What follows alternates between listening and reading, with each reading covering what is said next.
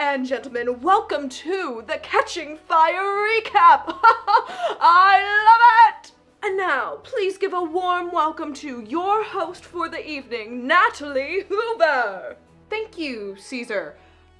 I'm not really sure where he came from, but okay. Well, you asked for it, and I'm here to deliver. Though, let's be honest, I would have done this even if no one asked for it, because I love this book so much. Honestly, it's just more accurate to say I'm obsessed with this book, and have been since I was 12. But real fast before we get into that recap, if you like this channel and want to support it, go ahead, like this video, hit that subscribe button, and turn on notifications if you want to be the first to know when I post a new recap. Now that all the YouTube stuff is out of the way, let me go ahead and send you over to Recap Natalie. Enjoy! I don't know if y'all truly understand what you have asked for with asking me to talk about Catching Fire. Because you thought I could talk about the Hunger Games? Oh, no. Catching Fire is my favorite book ever. Point blank, period. I have many things to say, and many of them revolve around that man right there. I can't talk about him too much or I'll cry though, so there's a fine line we have to walk. Anyways, we'll get to him like halfway through this recap because it takes him a hot second to show up. Instantly, we are with Katniss in the woods. She's sitting on the rock she normally would sit on with Gale, but Gale is not there because Gale actually has to work in the mines now.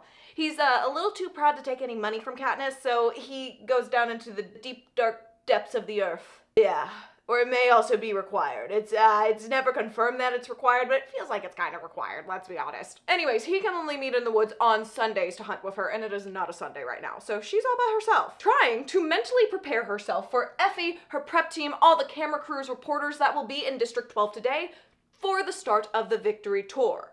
Cinna will also be there, but she actually likes Cinna, so she doesn't have to mentally prep for him. If you're new to the Hunger Games, the Victory Tour is when they take the winning tribute, or tributes in this case, of the last Hunger Games and parade them around all the different districts and go, look, they won and you did it, ha ha ha ha ha. Except it's more like, we love the Capitol and we are so thankful they gave us money for killing your children, yay! It's a real fun time for everybody, they love it. Then after they are done taunting all the other districts, they will go have a celebration in the President's Mansion. Then finally, once that's done, they'll return to District 12 for the Harvest Festival, which is a thing they celebrate every year, but this year the food will be supplied by the Capitol, so for once, nobody in District 12 will be hungry. A true miracle. After hunting and gathering all that morning, Katniss goes back to their old house in the Seam, which is still technically theirs because if anything ever happened to Katniss, her mother and Prim would have to move back into that house. They wouldn't get to stay in the fancy Victor Village. Buttercup, Primrose's cat, will also stop by this house a lot. They clearly miss their old life here as well, just as much as Katniss. After she drops off and picks up a couple things, she goes to Gale's house to talk with his mom. And also drop off some of the food she gathered today. That's part of their deal, and his mother is way more open to it than he is. He really hates that Katniss is contributing everything, even though, I mean, she's so rich by district standards. She has so much money. She doesn't know what to do with all the money she has. Gale is having a real hard time accepting this money. But his mother, on the other hand, is like, I'm fine with it. We're getting food. My children are fed. As they're talking for a bit, Gale's mother drops a couple not so subtle hints that Gale obviously likes Katniss, and Katniss is like, I don't have time to think about that right now, but okay. She leaves their house and goes to the Hob. She doesn't really need anything from the Hob anymore, but she likes to support all the businesses there that used to help her out when she also needed money. I mean, it was fair trades, but they were helping each other out along the way, so now that she has extra, she's gonna spread it around as much as she can. It's also slightly because Greasy Say started a collection for them while they were in the game so they could send them a sponsored gift from 12, which is just so sweet. These people are dirt poor, and Greasy Say was like, nah, I'm gonna help my girl. She actually ends up sitting on Greasy Say's booth and ordering a cup of soup, and that's when Darius comes over, a peacekeeper, and also orders a cup of soup. They're talking, they're joking around, and he eventually goes, aren't you a little too ugly for the Capitol coming today? Luckily, Katniss understands this is a joke. This is their normal sarcastic banter they have between each other. She's like, don't worry, my prep team is here to fix me up before any cameras see me. He then goes, I bet your cousin Gale is gonna be there to see you off at the train station tonight. Yeah, you heard me right, cousin Gale. They're not actually related, thank goodness. But because she is so close with Gale and she's supposed to be in love with Peeta, they needed a way to explain this. So President Snow decided that Gale would be her cousin. Sweet home Alabama. And honestly, anybody who didn't know them super well in 12 has just accepted this as reality as well. See, but Gale isn't coming because it's too hard for him to watch his fake cousin be fake in love with a man to save her real life. It's so hard for him. He can't even show up to support her. It's not like he's her best friend or anything, and you would think he would be able to do that. No, he can't fathom doing that because he's just so jealous. I'm so sick of this man. Once she's done with her soup, she heads back to the victor's village to wake Haymitch up at his request. She goes in, tries to wake him up normally. It doesn't work, so she goes upstairs, fills up a bowl of water, and then dumps it on his head. Minor thing. Haymitch wakes up flailing, and he also sleeps with a knife. Luckily, she's fine. She kind of knew this was going to happen, so she's sitting in a windowsill far away. Once he finally comes to, he asks her, "Why am I all wet when I asked you to wake me up?" She goes, "Well, if you wanted to be babied, you should have asked Peeta." And this is when Peeta comes in asking, "Ask me what?" Haymitch explains the whole situation to him, and then Peeta and Katniss proceed to have the most awkward interaction over him offering her some bread anybody has ever seen. It is so bad, it makes my social anxiety better because I will never be able to achieve that level of awkwardness, no matter how hard I try. He's like, you want some bread, Katniss? She's like, no, thanks, man, no, thanks, I'm good. Remember, they're supposed to be in love, right? They're supposed to be in love. They're not even acting friendly right now. It's so bad that Haymitch even says, "You know you're supposed to be in love, right? And the cameras will be here in a little bit. So maybe, let's stop doing whatever this is." Katniss proceeds to hop out the window. She says, "Nope, I am leaving this conversation." Yes, she was sitting in the windowsill. It is just really funny to me that there's an awkward conversation and she went, "Peace out, bye." I can't imagine the look that Peeta and Haymitch shared after this of, did she just, okay. When she makes it inside her own house, her mother comes up to her going, "Did you have a nice walk, dear? Walk? Did you have a nice walk? Walk." Katniss is just standing there like, what the hell is going on right now? Until she sees the man standing in their kitchen doorway in a very capital S suit. She instantly starts playing along now because obviously something is not right here. Her mother is about to explain what's going on when this random man in the suit cuts her off because he's just put in this scene to build up the suspense and takes her upstairs as if she is a guest in her own house and leads her to her office. When she walks in, the first thing she notices is the smell of roses and blood. And then she sees President Snow sitting in the office chair behind the desk. I'm sure this is something that happens with every tribute, right? No, wrong, so wrong. He never does this. The first thing he says is, "Let's promise not to lie to each other, okay?" Huh? If I am Katniss right now, I am shaking in my boots. My literal boots are shaking. She obviously agrees to this not lying to the president thing, because what else is she supposed to say? Actually, President, I think I'm gonna lie with everything I say today. No, she's gonna say she's gonna tell the truth all the time. Snow gets directly to the point of threatening the lives of everybody she loves, and heavily hints at the fact that the head game maker of her game, is dead. He's no longer with us. Gone. Because he let these two live. Now, why is Snow saying all of this? Well, it's because some of the districts don't believe her whole lovesick girl excuse for pulling out those berries. And they think if a girl from District 12 can get away with defying the Capitol, then surely they can. And to President Snow, what's stopping the districts from starting an uprising at this point? She blurts out, "There's been an uprising?" She's scared but excited about this until Snow says, "Not yet." Then her mother comes in the room offering tea and cookies made by the lovely Peeta Malark. They are iced beautifully. Again, an artist. Imagine the cookies he can make if he can camouflage himself into the ground. Snow thanks her mother in a very wordy, president-like way, and then she leaves. He stays quiet, munching on his cookie, dipping it in some tea. Katniss is getting uncomfortable with this silence, so she just blurts out, "I didn't mean to start an uprising," because really she didn't.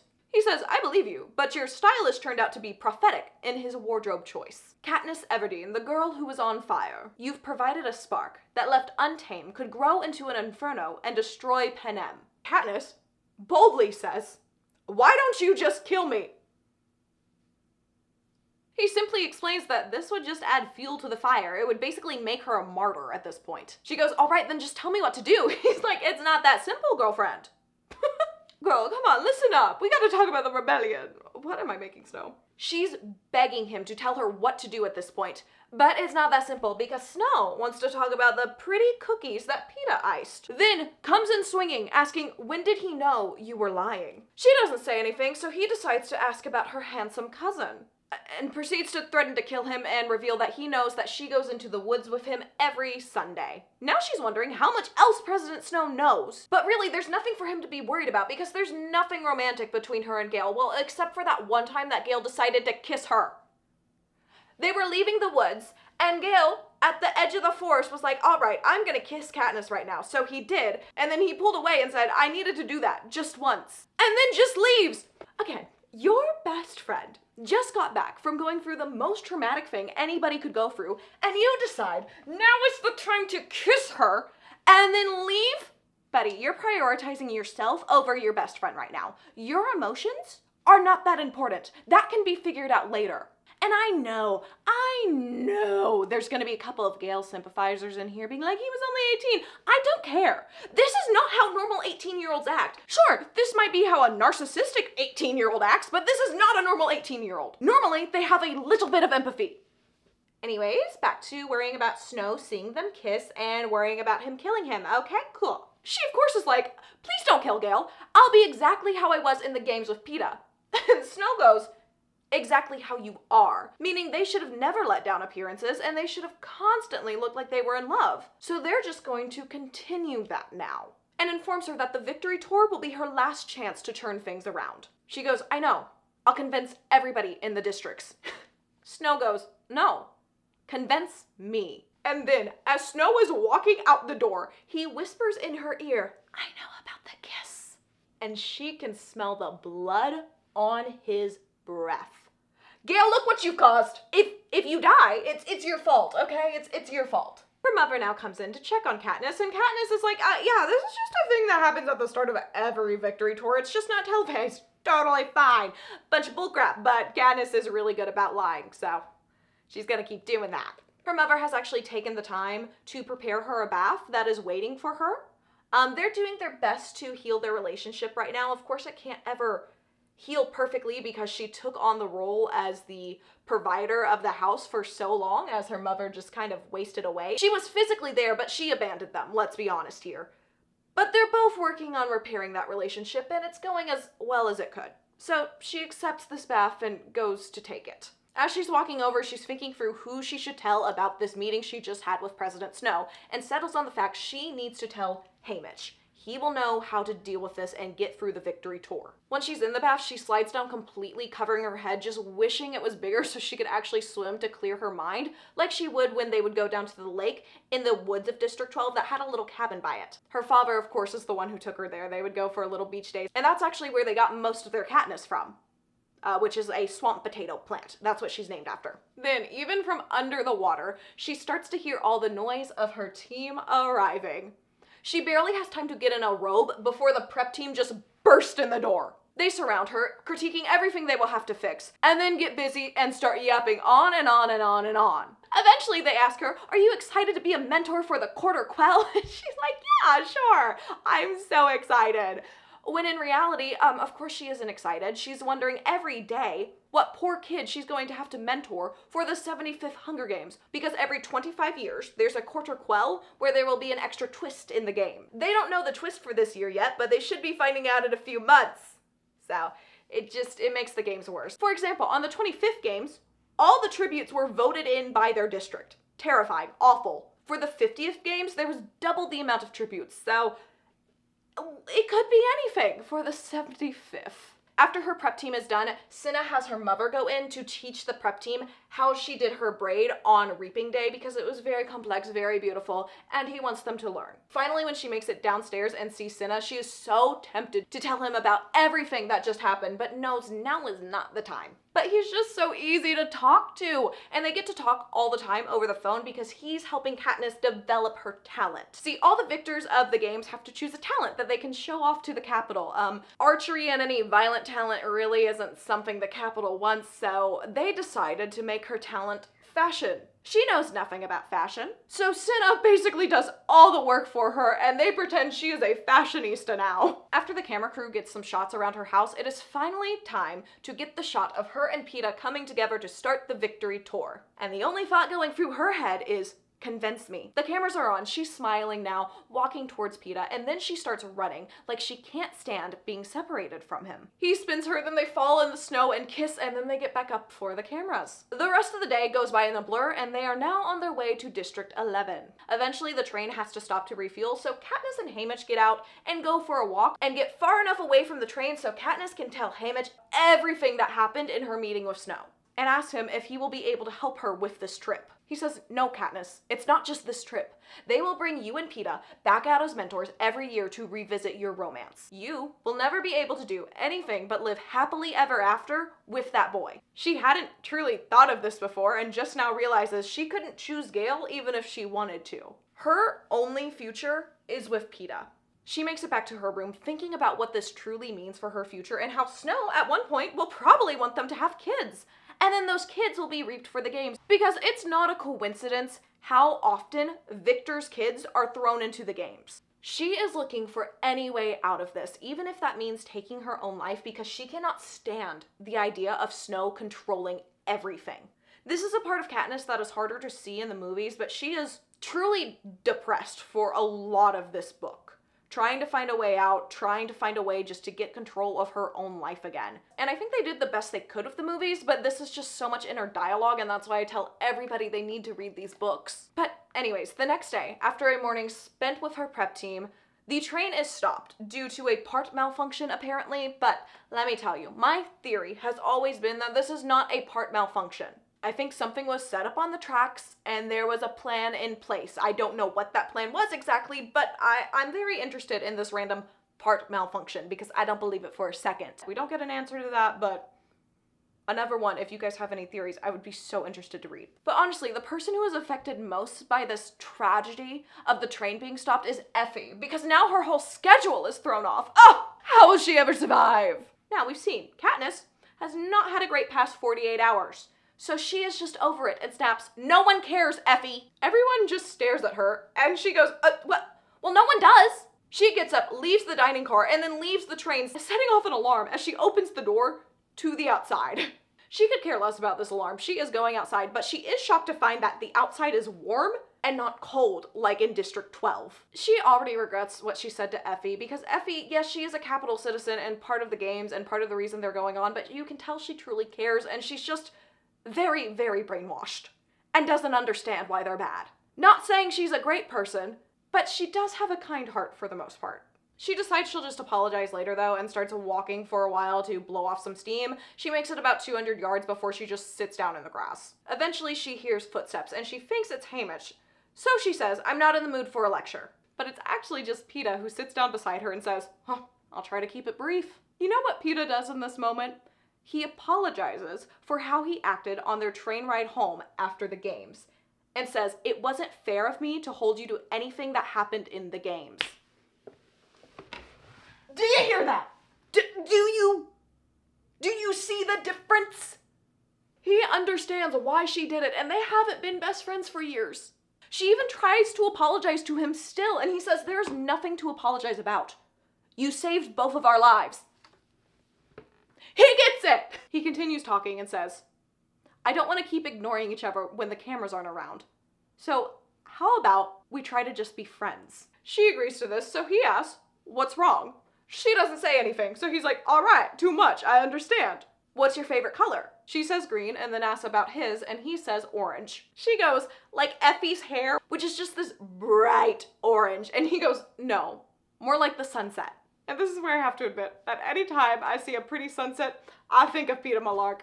Other people think of people they have loved and lost. No, my brain thinks of Peeta Malark. It's been wired in my brain since I was 12. What do you expect from me? At this moment, she is ready to tell him about everything that happened with Snow, but knows that Haymitch wouldn't want her to, so she keeps her mouth shut for now. So instead of that, she decides to ask about his paintings, which is the talent he's chosen to pick up and present to the Capitol. He immediately offers to show her the ones that are on the train right now. After making a quick stop for Katniss to apologize to Effie, they go to see his paintings. She walks in and sees that all of them are paintings of the games. So when he asks, what do you think? She says, I hate them. Katniss, we were just trying to become friends. Please, please, inner thoughts. That was an inner thought. We didn't want to say that one out loud.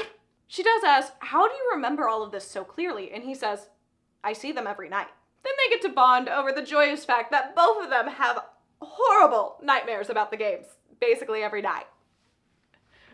What a fun time. As they're getting closer to District 11, these two decide to go to the back of the train with the giant windows to get a look at District 11 for the first time. They are greeted by lovely, giant, barbed wire fences with watchtowers manned by peacekeepers, and peacekeepers also patrolling the ground. Now, Katniss, from talking to Rue during the games, knew that District 11 had higher security, but she didn't expect this. They see the fields and just how big they are for the first time and wonder, how many people live in this district? Because by the size she's seeing, there's no way that everyone fits in the square where they would hold the reaping ceremony. She's wondering how they would even guarantee that the tribute would be in the square.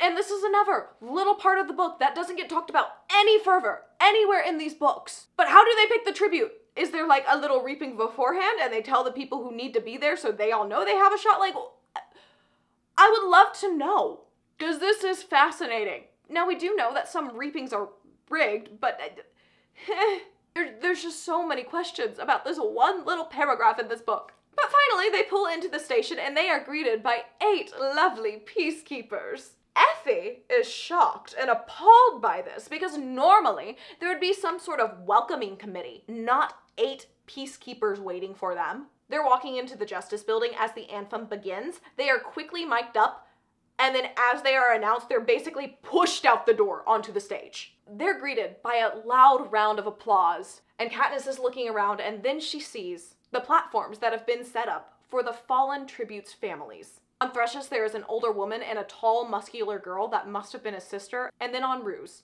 you have her 2 parents and her 5 younger siblings that all stand like she did, like birds that are about to take flight. Peeta does his first scripted bit perfectly, but when it comes to his personal notes, he doesn't look at the card and starts talking about how Rue and Thrush both helped them in the game, and there's no way for them to replace the losses of these families. But as a token of their thanks, he offers both of the fallen tributes' families 1 month of their earnings every year for as long as they both live. This most likely isn't allowed. Katniss knows this, Peeta probably knows this, but it's not in a written down rule book anywhere, so he decides to just go for it. She can't help but think that this gift is perfect. So she doesn't even have to act when she raises up onto her tiptoes and kisses Peeta. The ceremony is now about to end when she notices that one of Rue's sisters is glaring at her.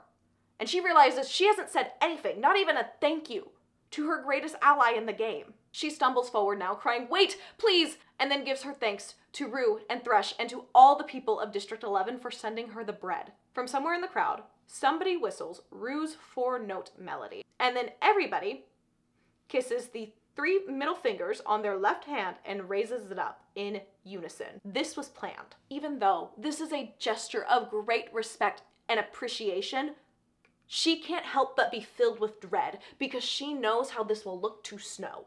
This right here, what District 11 is doing, is exactly what Katniss is supposed to be trying to defuse. Peeta is leading her back to the door of the Justice Building. She is feeling dizzy, then realizes she forgot her flowers, so she turns around to grab them, only to see a pair of peacekeepers dragging an old man onto the stage that must have been the one to whistle, and then they shoot him in the head.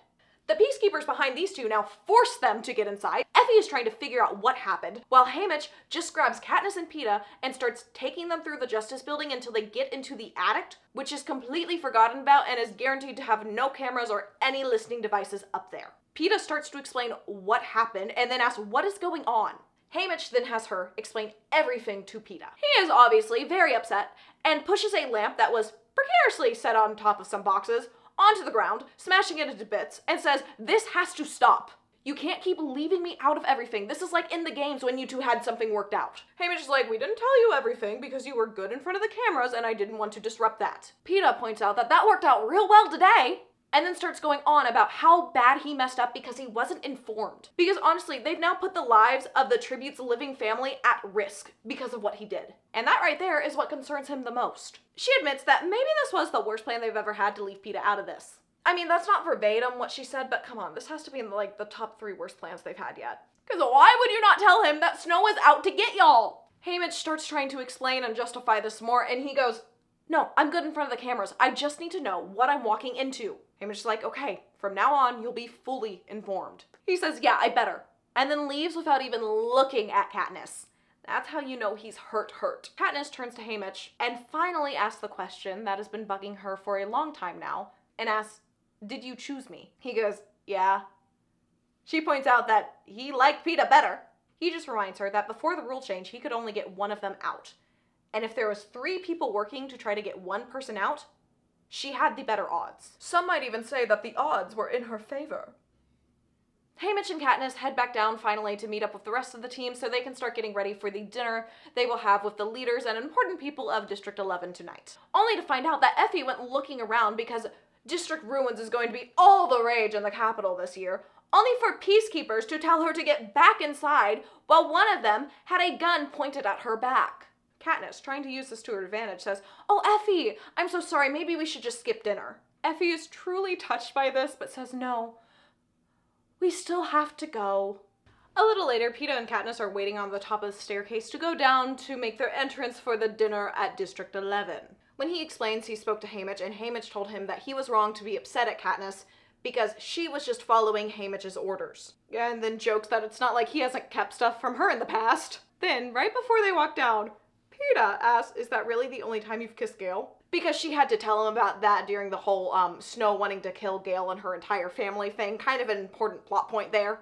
She confirms, yes, that was the only time, but can we just take a second that out of everything he learned today, he was like, I need to know, did she only kiss Gale one time? I gotta know. He has the biggest crush. It's in a different way than Gale has a crush on her, because Peeta just wants Katniss to be happy in whatever she does in life, whether that's with him or not. He would prefer she ends up with him, but he knows that's not his choice.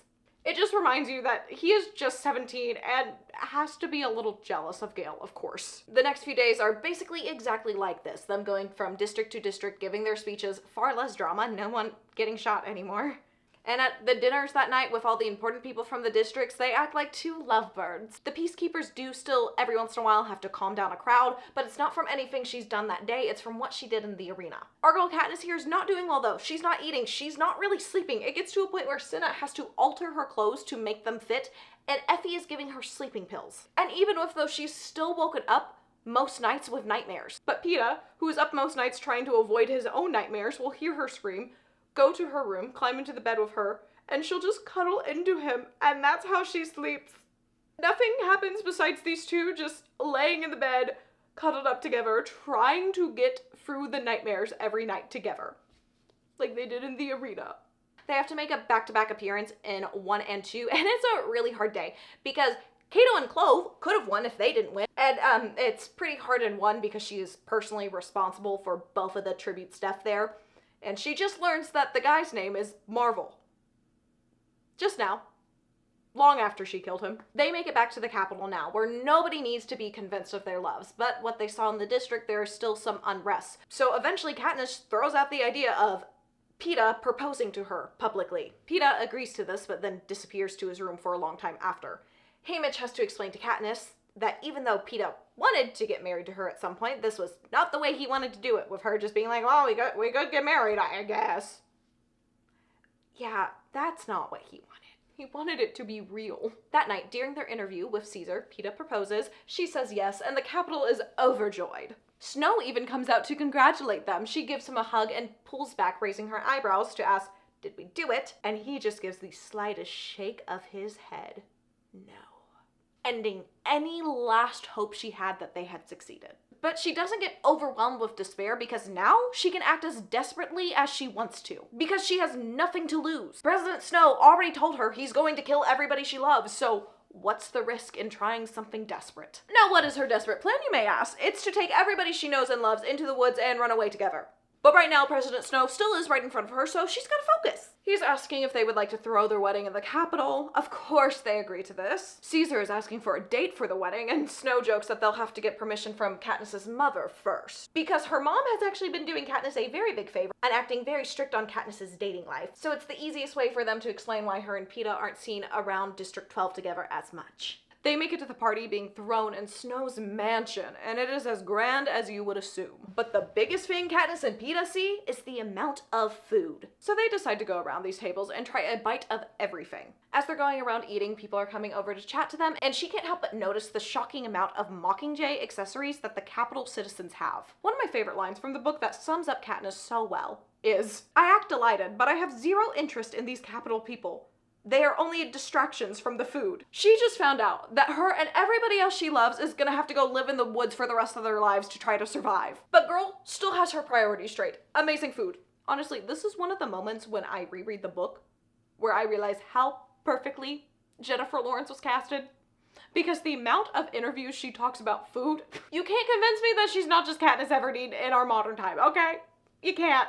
And don't even come at me saying she's not book accurate. I don't care. I don't care. The vibes are right. She has brown hair and it's in a braid. That's all we really need, okay? Anyways, back to the book now. After going around 10 tables and taking just one bite of everything, they are stuffed. Her prep team finds them. They're all chit-chatting. They're explaining how they're so full right now. So her prep team leads them over to a table stacked with wine glasses filled with a clear liquid. And they just say, "Drink this." Peeta picks up one to do just that.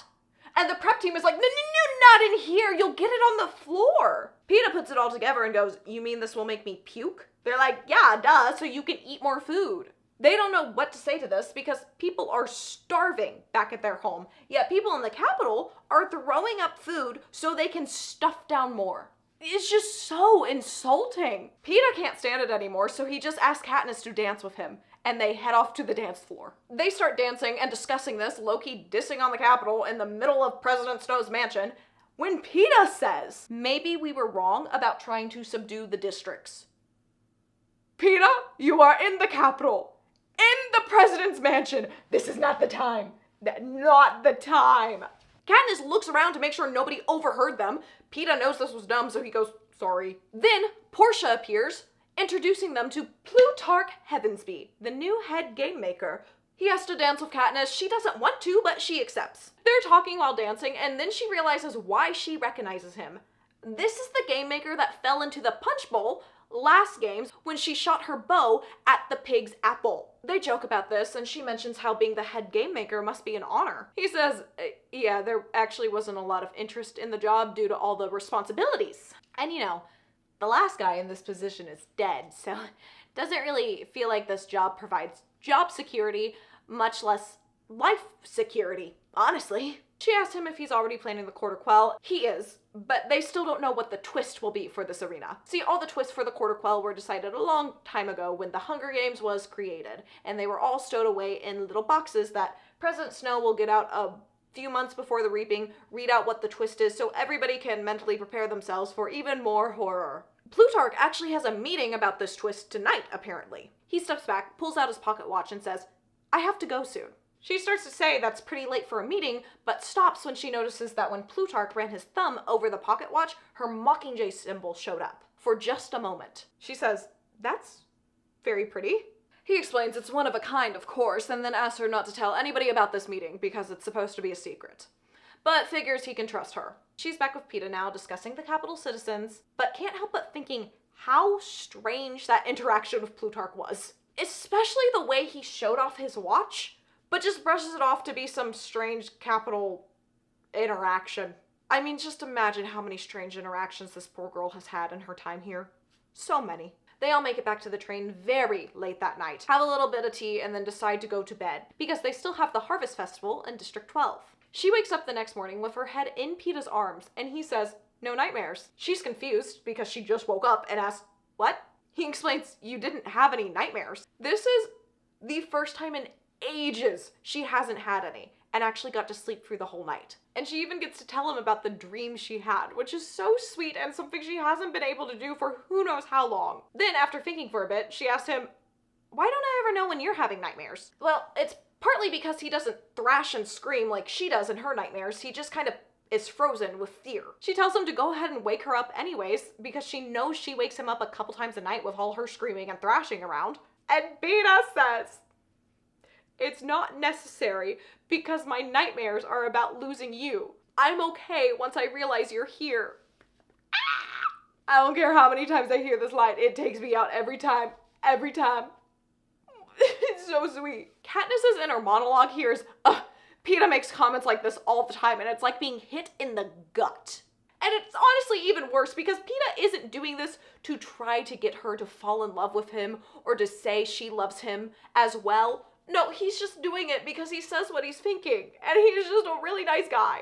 He makes a comment that it will be worse when they get back home because, I mean, he won't have Katniss sleeping right next to him every night. And it's just so sad. This leads us into Katniss explaining in her inner monologue so that we know what will happen when they get back home for Harvest Fest. They'll have a dinner at the mayor's house, and then they'll have a rally for Harvest Fest in the square with the entire district. And even though all the districts celebrate Harvest Fest every year, this will be the first time in her lifetime that the capital will be providing the food for everybody. So, like I said earlier, everybody will be fed that night. They reach the mayor's house, and Katniss is actually excited to be there because Madge and her have actually become actual good friends since she got back from the Hunger Games. She's even taken Madge into the woods a couple times and tried to teach her how to hunt. When they get there, though, she only has time to give Madge a quick hug before Effie whisks her up to the 3rd floor to get ready for the dinner tonight. On her way back down, she stops by the mayor's study to say hello, but he's not there. But the television is still on. She's beginning to leave when she hears a beep coming from it.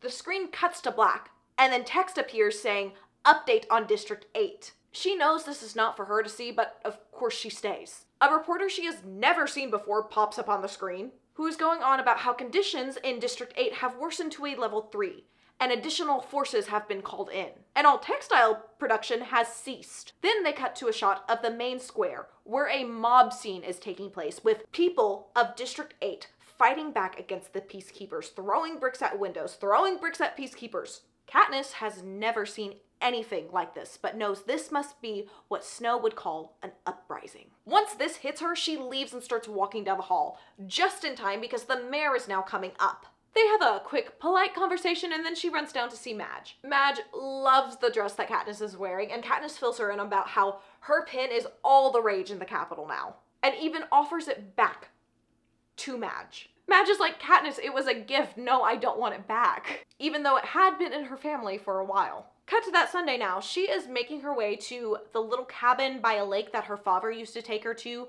when she was growing up. And she had left directions, as Gale and her will sometimes, so that he will know to meet her there. He wasn't at the dinner at the Harvest Festival, and he has been completely avoiding her since she got back, so she's just hoping he'll show up. She makes it to the little cabin, starts a fire inside, and eventually, after a while of waiting, Gale does show up. He just stands at the doorway for a bit, holding the bag of food, the flask, and the gloves from Cinna she had left him, knowing that he does not want these gifts, because he's angry at her. She's like, "Well, I can't blame him. I did the same thing to my mom for a long time." But it's not the same situation, though, at all, because she was mad at her mom for just completely, basically abandoning her and Prim at a young age, and Gale is mad that she has to act in love with another man to save her life and that guy's life. Super, super equal things right there. They stand there staring at each other for a while, and she just decides to get right to the point and says, "Snow threatened to kill you." His eyebrows raise a little, and he asks, "Anybody else?" He's like, "I don't have a list, but I'm pretty sure it includes both of our families." He comes into the cabin now and says, "Okay, unless what?" She just says, "Unless nothing now." She knows she needs to say more, but doesn't know what to say right now. So Gale, being ever so helpful, says, "Thanks for the heads up." She's ready to snap at him, but catches the look in his eyes and knows that he is being heavily sarcastic right now, and does her best not to start laughing. She's like, I do have a plan, I swear, okay? Listen. Before she can say anything, though, she tosses the gloves she had left for him back at her, saying, "I don't want your fiancé's old gloves." She explains that they were actually Cinna's, and he's like, "Wait, actually, give those back. Give me my gloves back." She then starts to explain everything that has happened to her, starting from when she was crowned a victor. After going through all of this, she says, "We have to run away." He's confused. So she just keeps going, saying, "We'll take off, go into the woods." He's still not saying anything, so she adds, "You said it yourself the morning of the reaping." Then he steps forward, lifts her off the ground, and spins her around, laughing. She starts laughing too, lightly protesting being lifted up into the air, and he puts her down, saying, "Okay, let's run away." She's shocked because she thought he would put up some sort of fight, and she's like, "Are you sure?" He says, "I'm completely, entirely, 100% sure." Then he leans his forehead against hers and says, "I love you." She was definitely not expecting this, and I can only imagine that her heart completely stops. Not in a good way. But she knows she needs to say something, so she just says, "I know." She knows it was the wrong thing to say, but you know what? Hell yeah, girl. Because it's so obvious he loves you. So you might as well just say you know, because you do. Gale, with his pride now hurt, starts drawing back from Katniss, only for her to say, I know. Again. Katniss, this isn't helping the situation. But to be fair, she does eventually add on, you know what you are to me. I don't think he does. Because I think you think you're besties and he thinks you guys should be dating. And I don't know if you think that, Katniss. Anyways, he proceeds to just break the grip she had on him, so yay. She starts rambling on, going on about how she can't think about anybody that way right now. All she can think about is how afraid she is. There isn't room for anything else besides that. But maybe, if they went somewhere safe, she could start to work it out on how she actually felt for him. He does his very best to shove his disappointment aside and says, okay, well, we'll find a safe place and you can figure it out then, maybe. They're talking about how they're going to convince their mothers to go along with this plan, you know, to take all the children into the woods as well, and she brings up that Haymitch will be the really tough one to sell on this plan. Gale's like, hold up, wait. You're asking Haymitch to come with us? She's like, yeah, I have to. Him and Peeta have to come. At the mention of Peeta, Gale starts scowling. She snaps at him, what? He snaps back, I didn't realize how big our party was. She explains to him that if Peeta and Haymitch don't come, they'll end up being tortured by the Capitol to try to get information on where she went. He points out that Peeta's family is not going to come with them, and if they told them, his family honestly might just report them all. Then he asks what she would do if Peeta won't come. She's doing her best to act indifferent as she answers this, but her voice gives her away. As she says, I'd leave him behind. No, she wouldn't. She wouldn't leave Peeta behind. Gale knows this. We all know this. Katniss apparently doesn't know this. She's just in a little bit of self-doubt right now, but deep down, Katniss knows this. She doubles down on this by mentioning everybody else they would save if they just left Peeta. And then Gale asks, would you leave me? Buddy, this is not the time to be a pick-me. It's just not the time. He's blaming it on if his mother refused.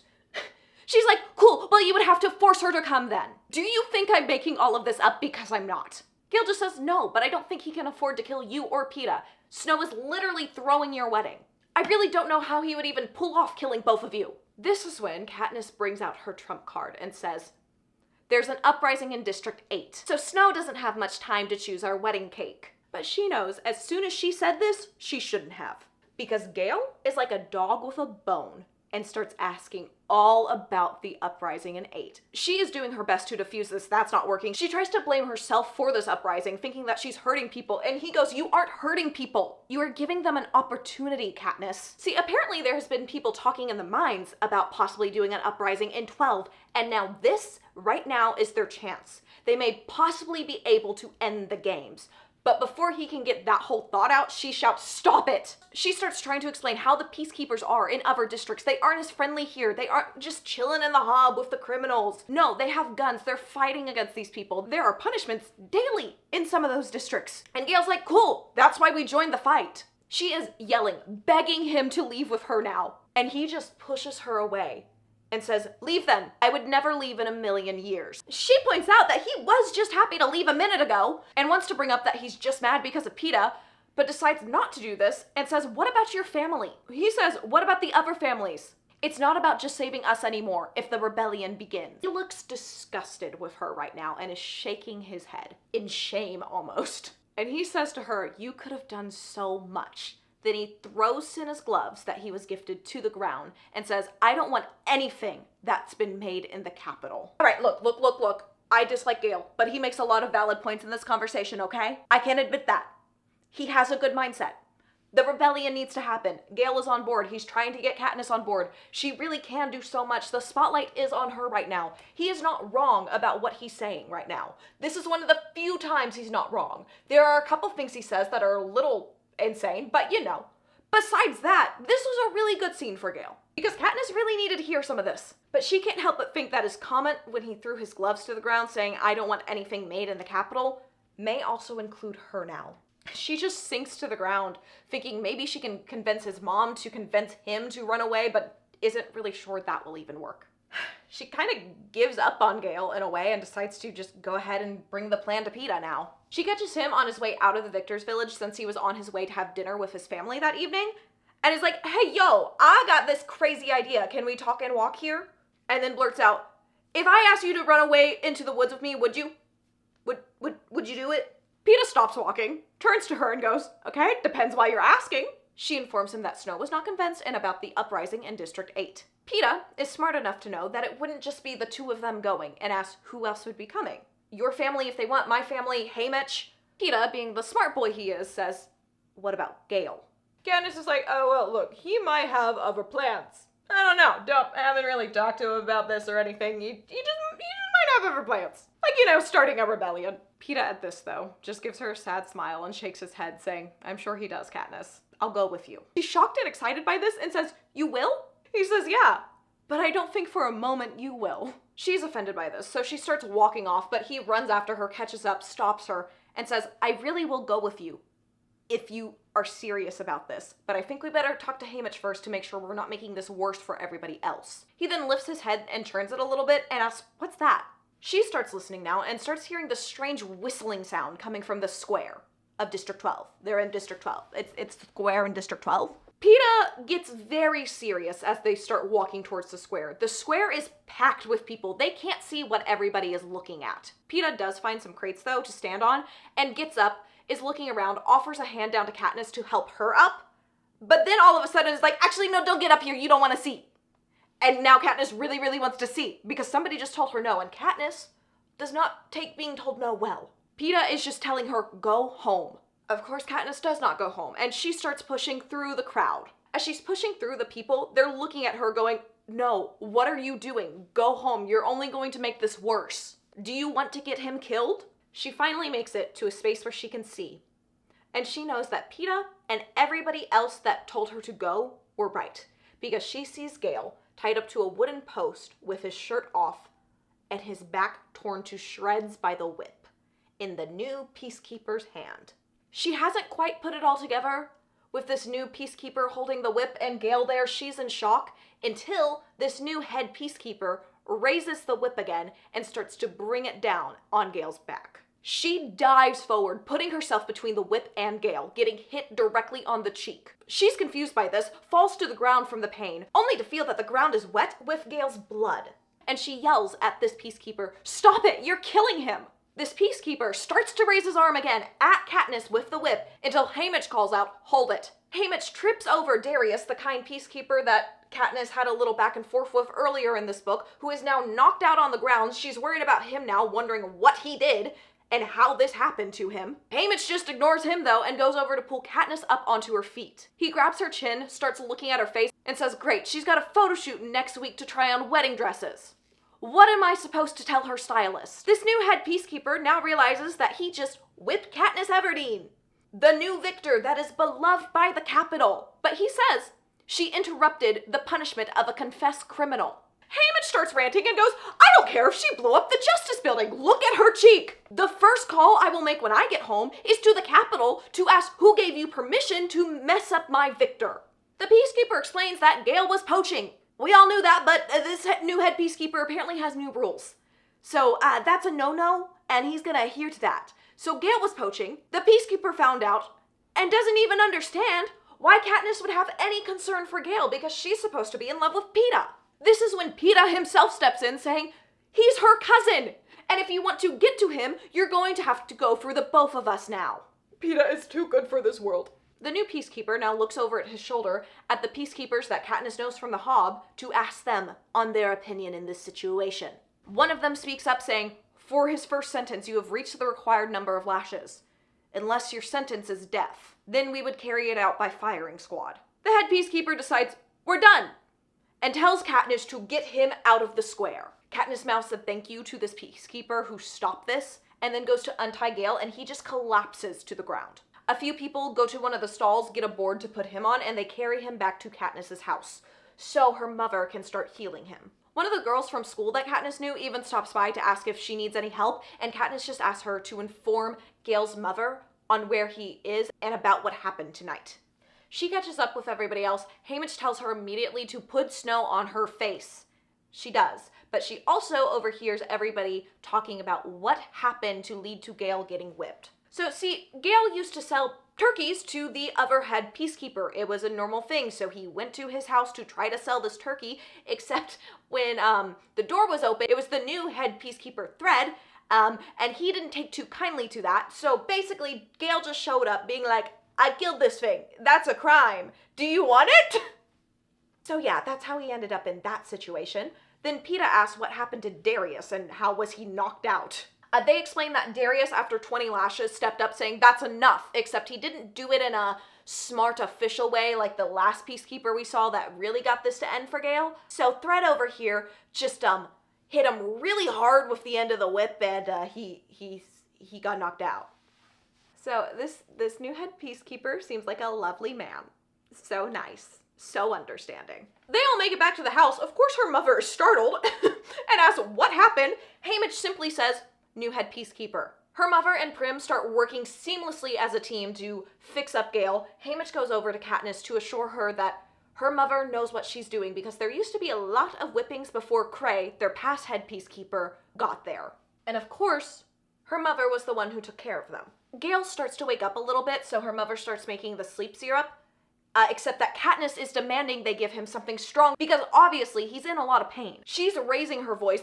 Gale starts to try to reach for her and this strains his back muscles, so the bandages on his back start to bleed. Her mother simply looks at Haymitch and Peeta and tells them to get her out of here. They carry her out and pin her down on one of the beds in one of the extra bedrooms they have until she stops fighting them. She's just sobbing now. Peeta uses this time to explain her idea of running away to Haymitch.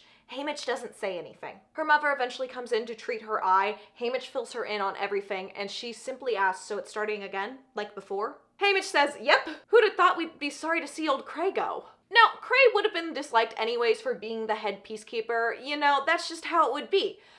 But he also used to take advantage of starving women and pay them for their services.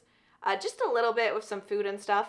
They would be lining outside of his door. These are very young ladies, probably a lot of them teenagers also, that he was taking advantage of in this way, so people didn't have a lot of respect for him. And honestly, Katniss can't help but think that she may have been one of them if her father died when they were a little older and she didn't know how to hunt. The doorbell rings now. Katniss thinks it's peacekeepers coming to get Gale and shouts, they can't have him! They all go to the door, open it, to just see Madge standing outside in a snowstorm holding a small cardboard box. She just hands this box to Katniss, says, use it for your friend, and then goes running back out into the snow! Her mother instantly starts to fill a syringe with this stuff. Peeta's asking, what is that? And she explains, it's morphling. It's a sedative from the capital. So very strong, very good stuff. Eventually, everybody has gone to bed, and Katniss is left alone, sitting on a stool next to Gale, holding his hand and tracing his face with her other hand. She starts thinking about how she would have felt if he went into the Hungergames with some random girls and now they were fiancés. And she hates this girl she made up because in her mind, she is Gale's and Gale's is hers. And in this moment, Katniss starts to choose Gale over Peeta. She's wondering why it took her so long to figure out that she felt this way, probably because Gale has been a jerk and kind of a narcissist. But sure, no, it's just on you, Katniss. And she's like, wow, Gale knew I could be used for so much more, even though Peeta was one of the first ones to bring up actually just going with the rebellion to her. I like this section of the book, if you can't tell. But yes, she decides she's going to stay in District 12 no matter what right now to try to help the rebellion, which is great. But why do you have to choose Gale? And now she starts doing a personal deep dive on why she pulled out those berries. Was it because she loved Peeta, or was it just because she wanted to defy the Capitol? Maybe it was because you wanted to live. But truly, she doesn't know. She knows now that she has to stop running and just face whatever is coming for her. And says, I'm so sorry to Gale, and then kisses him. His eyes just flutter open and he says, hey, Catnip, I thought you'd be gone by now. She says, no, I'm going to stay right here and cause all kinds of trouble. The next morning, Peeta is the one to wake Katniss up as she has fallen asleep on the table right next to Gale. He just wakes her up and says, go to bed, I'll watch over him. This poor boy! She starts saying something about running away, but he stops her just saying, I know, there's nothing to explain, Katniss. She starts thinking about just how good Peeta is to her, especially in these last few days, and how she has given this poor boy nothing, and starts to say something again, and he just goes, just go to bed. Katniss falls asleep only to have a dream about Clove carving her face, and she wakes up wishing that Peeta was there, except she's not supposed to think that anymore because she chose Gale and the rebellion. Even though, once again, Peeta mentioned the rebellion to her first.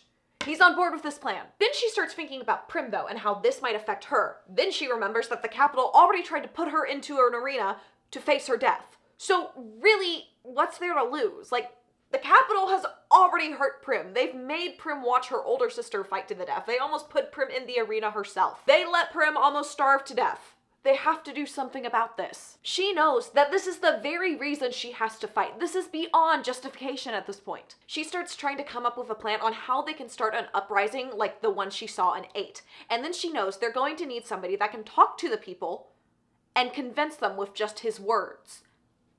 Peeta can do that. Peeta is so good at talking to people and getting crowds to believe what he wants them to. Once she's cleaned up and downstairs, she apologizes to her mother about all the screaming and the horrible things she said to her while she was screaming, and her mother simply says, "It's okay. You've seen how people act when the ones they love are in pain." And Katniss is like, "Hold up. I said I chose Gale. I did not say I love him yet. That is, no. I have not gotten that far, but maybe that's the case. I don't really know. I'm just a 16-year-old girl. I don't know what to do. I got a rebellion to focus on. I'm gonna go talk to Peeta about this because we need Peeta." Unfortunately, Peeta has gone home, and it's a full-on blizzard outside, so she really can't just walk over there. It wouldn't be safe at this point. She does call him, but of course they can't discuss their rebellion plans over the phone because they know those are recorded.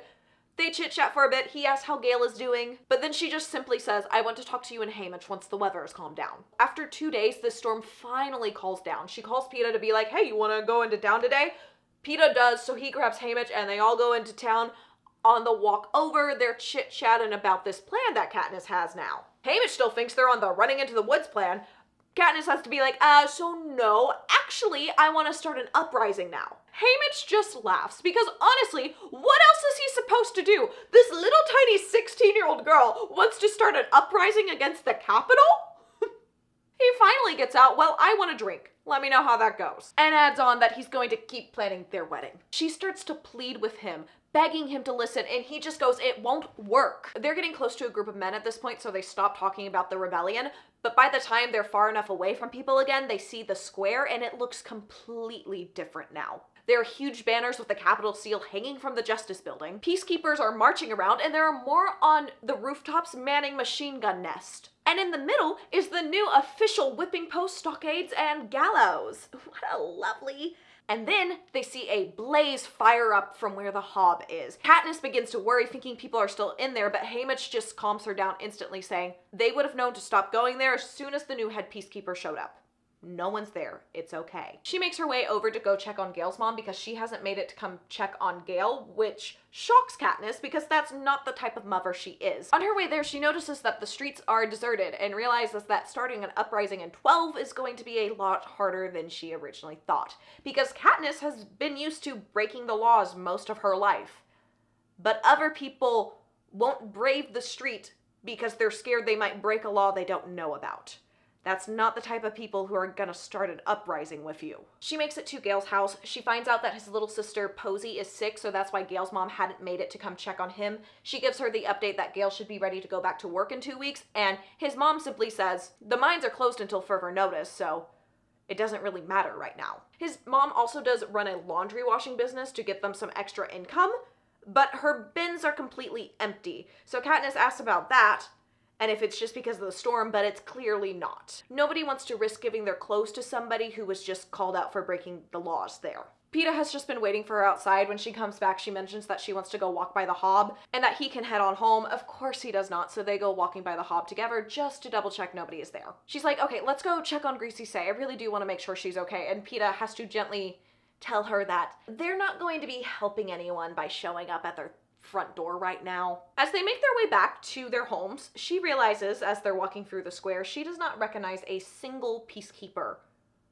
It seems like everybody has been switched out. This is another thing the books just didn't have more time or the opportunity to dive in more to, but District 12 is kind of seen as the worst place to go for peacekeepers, so I can only imagine what happened to everybody that was stationed here. I don't feel like it ended well for them.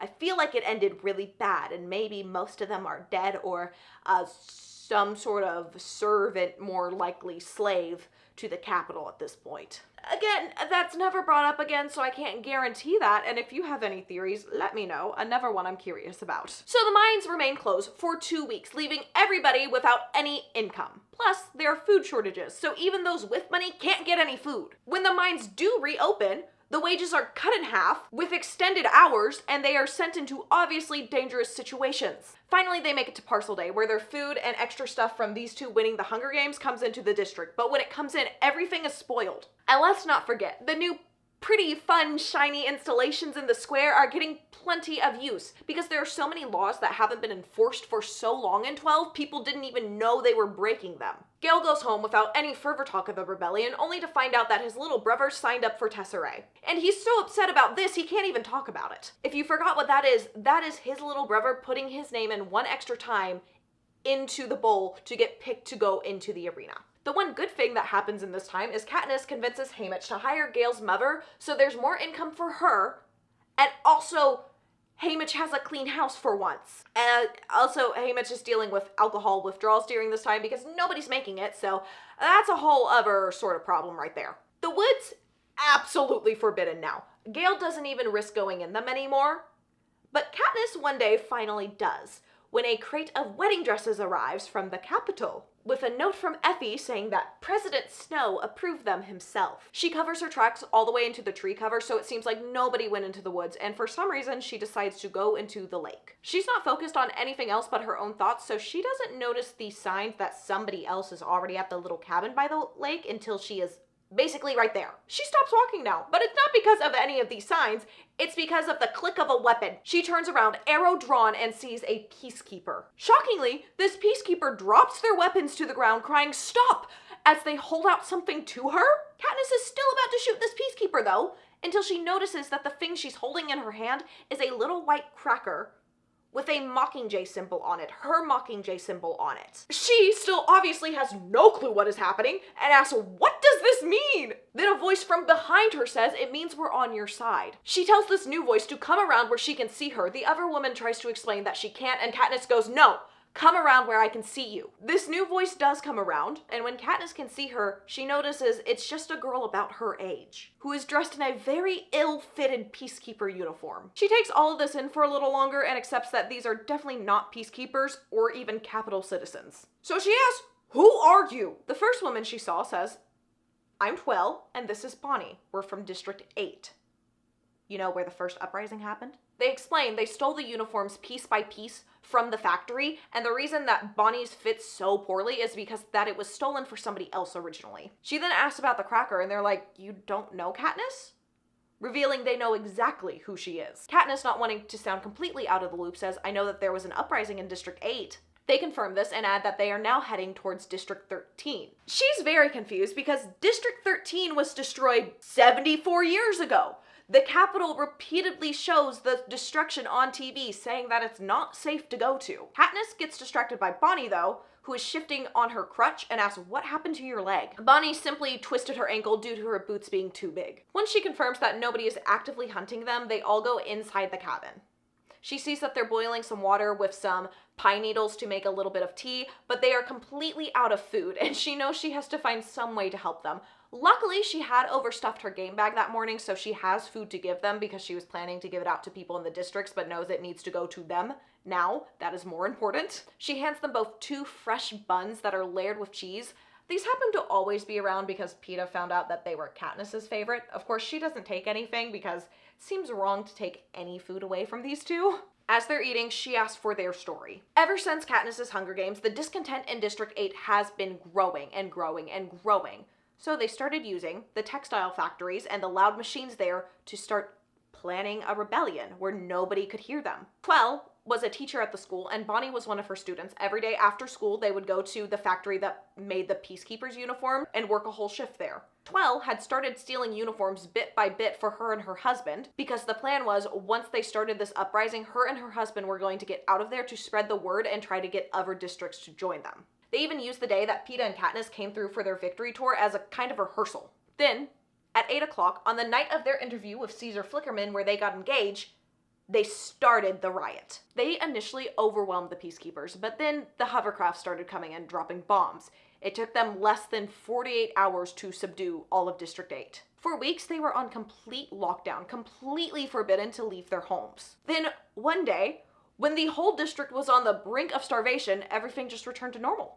On their way to the shift at the factory that day after school, one of the streets was impassable due to the damages from the bombs, so they were a little later than expected. So when they were 100 yards away from the factory, they saw it explode right in front of them, killing everyone inside, including Twell's husband and Bonnie's entire family. So they both went back to her house because now they're both presumed dead, put on the peacekeepers' uniforms, and fled. And they made it to the outskirts of District 12 about 2 days ago. But they were forced to stop here because of Bonnie twisting her ankle. She's like, okay, but why go to 13? It's nothing but rubble. We've all seen the footage. This is when Quell jumps in saying, that's just it. They've been using the same clip as long as anybody can remember. If you watch closely, you can see in the far right-hand corner a Mockingjay flying by at the same time every time. The conspiracy from 8 is that the Capitol is reusing this footage because they don't want to show what's really there. But to Katniss, this still doesn't explain why they're going there because no one else would be there. But Quell explains they think the people of District 13 moved underground and the Capitol is leaving them alone because District 13 was in charge of all the nuclear warfare. So, you know, they would have nukes to use on the Capitol. Katniss is like, no, they were graphite miners. Then she's like, I got that information from the Capitol. That might be a lie. Probably a lie. Then she asks, okay, so if there are people in 13, why don't they help us? Bonnie admits they don't know right now, but they just hope they exist. Katniss snaps back to herself and is like, oh my word, this is insane. If District 13 still existed, the Capitol would have taken care of them by now. She can't bring herself to tell them this though, so she does everything she can to prepare them for a life in the woods. Because that's all they're getting. There's no District 13. Before she leaves, they ask her for information on what is happening in District 12 because they think this will be valuable information they're bringing to 13. So to humor them, she fills them in on everything that's happened. As she's walking back, she can't help but replay everything that just happened and truly doesn't understand still why her Mockingjay pin was on a cracker until it clicks that her Mockingjay pin may now be the symbol of the rebellion. She's made it to the fence separating the woods from District 12 and is about to duck under when an owl screeches, bringing her back to what is happening here and now, and then she hears that the fence is buzzing. The electricity is on. She cannot just duck under this fence anymore. Her heart starts pumping because do they know she's in here? Was this just an accident? Why is the fence on? Now, the fence has come on a couple times when her and Gale were in the woods, but they just had to wait it out a couple hours. But she knows that this probably isn't turning off in a couple hours, and she needs to find a way out. After about a mile or so of walking, she finds a maple tree that has a limb extending over the fence onto the other side. Once she climbs up, she realizes it is about 25 feet off the ground, which is not a great drop, but really this is her only option. So she slowly hangs herself off the tree limb and then drops into the snow. She lands with a jolt to her spine and just lays there for a minute assessing her injuries and can tell she's definitely injured a little bit by the pain in her tailbone and heel. As she gets up, it definitely feels like she's broken something, but she does her best not to limp all the way home because she doesn't know who's watching her right now. By the time she makes it home, she can barely put any weight on her left heel, and she's like, I'm just gonna tell my mom I was repairing a leak on the roof of our old house to explain why I fell off of a high place. I definitely wasn't in the woods. Katniss gets inside to her house, ready to collapse by the nice warm fire and just rest. But oh no, there are 2 peacekeepers waiting for her inside. They look a little surprised to see her, and she just says, hello? Her mother once again goes, here she is, just in time for dinner. It is so far past their normal dinner time. Katniss, still looking at the peacekeepers, asks them, is there anything I can help you with? They explain that the new head peacekeeper sent them here with a message for her, and they've been waiting a few hours, which confirms that they knew she was in the woods and they weren't expecting her to come back. She's like, all right, what's the message? They go, yeah, where have you been? Our girl is ready for this though and says, it would be easier to ask where I haven't been. She walks into the kitchen, sits down at the counter, sets her bag on the table, and then notices that Prim and, shockingly, Haymitch and Peeta are all in the living room as well. Haymitch jumps in asking, so where haven't you been? She starts going on about how she hasn't been at the Goatman's place trying to get Prim's goat pregnant because somebody gave her the wrong directions and told her he lived near the West Mine entrance. Prim jumps in saying, no, I said east. They have a lighthearted argument over this. Peeta and Haymitch even jump in, joining Prim's side of the argument. When they do, Peeta gets quite the glare from Katniss. Eventually she just goes, fine, someone else can get the stupid goat knocked up. She looks back at the peacekeepers, acting like she's forgotten about them, to see that the man is smiling now, but the woman just goes, okay, show me what's in the bag. Katniss just dumps the contents on the table going, okay, see you for yourself. Her mother sees the bandages that are in the bag and goes, oh, we needed these. Then Peeta comes over, grabbing the bag of peppermints, tossing a few into his mouth. Katniss is going, hey, those are mine, but Peeta just tosses them over to Haymitch, who then tosses them over to Prim. She just says, none of you deserve candy. Peeta goes, what, because we were right? Then he wraps an arm around her, and she lets out a little yelp of pain because her tailbone does not like this new position she's been put in. She does her best to cover this up, but Peeta can tell she is hurt. He goes, fine, Prim's wrong, we're all idiots. Is that better? She says better, then accepts the kiss he offers, and again looks back at the peacekeepers, being like, oh, yeah, what was the message you had for me? They tell her that the fence surrounding District 12 will from now on have electricity 24 hours a day. And Katniss, she knows she's pushing it by saying this, but she says, oh, it didn't already? I didn't know. This obviously did not go as planned for them, but there's nothing left for them to do, so they leave. Katniss just slumps against the table. Her mother asks what happened, but again, Katniss knows this house is probably bugged, so she just says, I slipped on some ice. After taking a look, her mother confirms she probably has a small break in her foot, but her tailbone is just badly bruised. Prim had run to Katniss's room to get her robe, and when she comes back, she hands it over to Katniss and then sits on the floor next to Katniss's chair. Katniss is just absent-mindedly playing with Prim's hair and asks, how was school? Prim gives her a simple answer and then asks if she's going to try on her wedding dresses. Yeah, obviously that's not happening tonight, but she says probably tomorrow. After her mother has wrapped her foot in some tea with some sleep syrup, Peeta helps her upstairs to her room, actually ends up just carrying her up there because she is a little loopy after the sleep syrup. He tucks her into bed and is saying goodnight, and then starts to leave when she grabs his hand. She doesn't know why she's doing this, but she doesn't want him to go. Honestly, she just wants him to climb into the bed with her. But she knows she's not allowed to ask that because she stupidly chose Gale. So she just asks him to stay with her until she falls asleep. As he's now sitting on the side of her bed, he says, I thought you changed your mind when you didn't show up for dinner. Peeta thought she ran off, possibly with Gale. She says, no, I would have told you, and wants to tell him about Bonnie and Twill today, but knows that, again, this house is not a safe place to speak freely. She says, stay with me, and she can't quite hear what he says in response due to the sleep syrup, fogging her mind at this point, but she knows he said something. Her mother lets her sleep until noon the next day, and she's also ordered to at least a week of bed rest. She lets her mother take care of her. She thinks about the millions of things she could probably think about, and I am overwhelmed for her. And of course, Peeta comes by every day, bringing her favorite cheesy buns, and also helps her start working on adding stuff to her family's book, which already contains all sorts of drawings on different plants and what they do and what healing properties they have, but she wants to add some of the stuff she's learned from being in the woods as well now. But she never had somebody that could draw these things for her, but now she has Peeta. Them working on this is a great distraction from her, and it takes a lot of her focus, so it actually ends up calming her down quite a lot. And it's just so sweet. It's so sweet. But he just starts talking as normal and says, you know, I think this is the first time we've ever done something normal together. She agrees, and he's like, nice change. They're too much for my soul.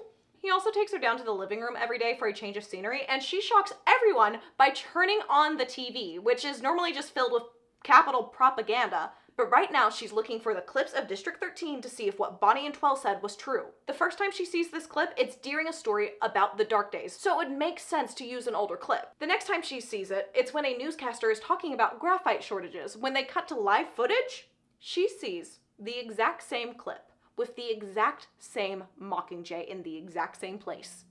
How many times can I say exact? Now, obviously, this doesn't prove that people are in District 13, but it does prove that District 8 was onto something, and the Capitol isn't using new footage for some reason. A few days later, Katniss wakes up thinking she is going to go into town today, but instead, she finds her prep team standing over her. She will be modeling all the wedding dresses President Snow sent for her, and the Capitol will be voting on their favorite to choose which one she wears. The team starts chattering away as normal, and Katniss is planning to tune them all out until she hears Octavia say she was shocked she couldn't get shrimp at a party recently. Katniss asks, why couldn't you? And they start going on about these really bad storms that are happening in District 4, causing a shortage of seafood for the Capitol. But Katniss is now sure that District 4 is starting to revolt. They also can't get new electronics from District 3 or fabric from District 8. Once she is ready, she's then put in dress after dress after dress with her hair redone, makeup touched up, and by the end of the day, she is completely exhausted. Her mother and Prim seem oddly happy about this whole thing, even though they know she doesn't want this, but she realizes they think this means she's safe. Because you don't do all of this for somebody you just plan to kill. The next day, she just needs somebody to talk to, but Gale's in the mines, Peeta isn't home for some reason, so she goes to Haymitch's house. She's not looking so great because, you know, withdrawal and all that, so she's about to just leave until he offers to go on a walk with her. In a few minutes, she's updated him on everything she has heard. He's not too excited about the whole District 13 thing, but he does add in that he's heard that 7 and 11 also have rumors of an uprising, which means almost half the districts have attempted to rebel. She asked him if he thinks that it would work here. He says, no, not yet. See, the other districts are much larger, so they don't need everybody to start an uprising there. But District 12 is so small, they would need everybody to participate to even stand a chance. She then asks what he thinks they will do to the districts that are trying to rebel right now, and he says, you heard what they did in 8, and you saw what they did here without any provocation. If things get really out of hand, I don't think they would have a problem killing off another district. Later that night when she's home again and Prim gets back from school, Prim is all excited about this mandatory viewing put on by the Capitol because it's probably going to be for Katniss's dresses, so everybody can see them and vote on them. Katniss is like, oh crap, because she hasn't had a chance to tell Gale anything. But honestly, he hasn't even come to check on her once. So does it matter? No. You chose the wrong one right now, okay, Katniss? The mandatory viewing comes on, and then Caesar appears introducing Cinna, who is now the shining rising star of the Capitol. Caesar lets everybody watching know they have until noon tomorrow to cast their vote for Katniss's wedding dress, and then tells everyone to stay tuned for an announcement about the third quarter quell. Prim and Katniss are confused because the quarter quell isn't for months still, but they turn and see their mother has gone pale. Okay, I can make it through talking about I can do it. I won't cry about ballad. I won't cry about Sunrise on the Reaping anymore. I'm so strong. Anyways, she just says, it must be the reading of the card. And sure enough, snow comes out, followed by a little boy carrying a small wooden box. The anthem that was playing on his entrance ends, and he begins to talk about the dark days and why the Hunger Games began. And they have the quarter quell, so it can be a glorified version of the games, to make fresh the memories of those killed by the districts. He goes through the previous twists. Reminder, 25th, tributes were voted in by their district. 50th, there was double the amount of tributes. Again, Haymitch's games. And their mother speaks up when he's talking about the 50th, saying, I had a friend that went that year, Maisley Donner, and explains that her parents owned the sweet shop, and they even gave her mother Maisley's songbird after. Katniss and Prim exchange a look because this is the first time they have ever heard anything about this. But now, it's time to announce the third quarter quell twist. He reaches into the box, grabs the envelope in there, and says, on the 75th anniversary, as a reminder to the rebels that not even the strongest can overcome the power of the Capitol, the male and female tributes will be reaped from the existing pool of victors. Her mother lets out a faint shriek. Prim buries her head into a pillow, and Katniss is too stunned because what does he mean by existing pool? Why is it gonna make me cry? Then it sinks in what this means. She's going back to the arena. She's just a kid. Katniss just runs out the door. She doesn't know where she's going. She thinks about going to the woods, then remembers she can't even go there now. The next thing she knows, she is on her hands and knees in the cellar of one of the extra houses in the victor's village. She balls up the front of her shirt, sticks it into her mouth, and screams. She doesn't know for how long, but her voice is basically gone when she stops. She had thought of every single outcome for her and Peeta, but not this, because victors are supposed to be out of the reaping for life. That was the deal until now. She hears someone calling her name in the distance, but she doesn't answer because she's just letting herself think about herself right now, not about everybody else she loves. As she lays down there in this cold cellar, she begins to relax and knows that this was never the original 75th twist. It's just too perfect. Because victors are the very embodiment of hope, but now 23 of them will be killed to show that hope is just an illusion. She can't help but be a little grateful that she only won last year, because at least she doesn't know anybody besides Haymitch and Peeta. Then it clicks. One of them will have to go in, and they may even decide which one does. And she knows that Peeta will ask Haymitch to let him go in to protect her. She stumbles out of the cellar only to find the broken window in the door, which explains how she got in here, and goes to Haymitch's house. She finds him drinking alone at his table. He's like, finally did the math, that you won't be going in alone, so you came in here to ask me.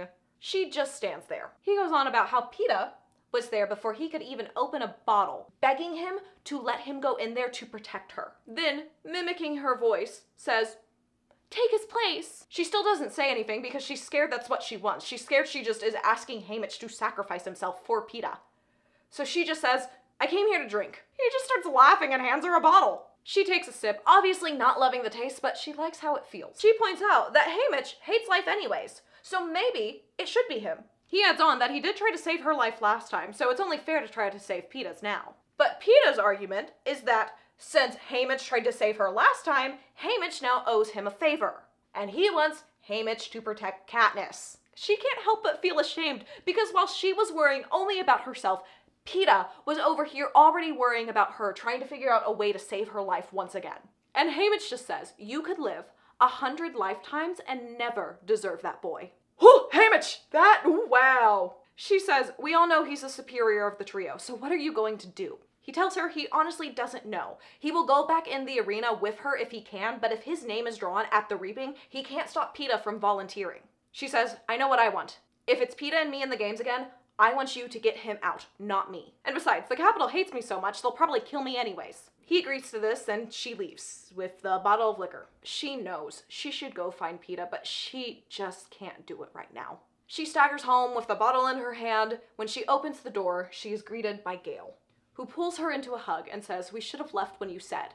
It's not too late. She sees her mom and Prim standing there and knows it is too late, and tells him this. At this point, she blacks out from the alcohol she's drinking and then wakes up barely making it to the toilet before she empties her stomach. She cleans herself up and crawls back to bed. Her mother and Prim come in. She opens her mouth to make some sort of joke, but then she just bursts into tears. They both rush over to her, doing their best to soothe her, drying her hair, getting her new clothes, and then letting her go back to sleep. She eventually makes it downstairs where her mother has a cup of broth waiting for her, and she asks for another one so she can take it over to Haymitch. When she's sitting at the table with him again, both sipping on their broth now, she hears noise from upstairs, but figures it's just Gale's mom cleaning like she normally does. But then Peeta walks in, tossing a box of emptied liquor bottles onto the table, saying, it's done. She says, what's done? He explains that he poured all the liquor down the drain. Haymitch is now present in the moment and starts pawing through the box going, you what? Katniss points out that Haymitch will just buy more. Peeta goes, no he won't, because I already told Bripper if she sells to him, I'll report her. Haymitch swipes at Peeta with his knife, but Peeta just easily deflects him, making Haymitch look completely pathetic. Katniss is getting angry now and just says, what business is it of yours what he does? He turns to her saying, it's completely my business. No matter what happens, 2 of us are going back in that arena and the other one will be a mentor. We can't afford any drunkards on the team, especially you, Katniss. She gets defensive. She's like, hey, last night is the only time I've ever drunk. He points out, she's not looking so good today, now is she?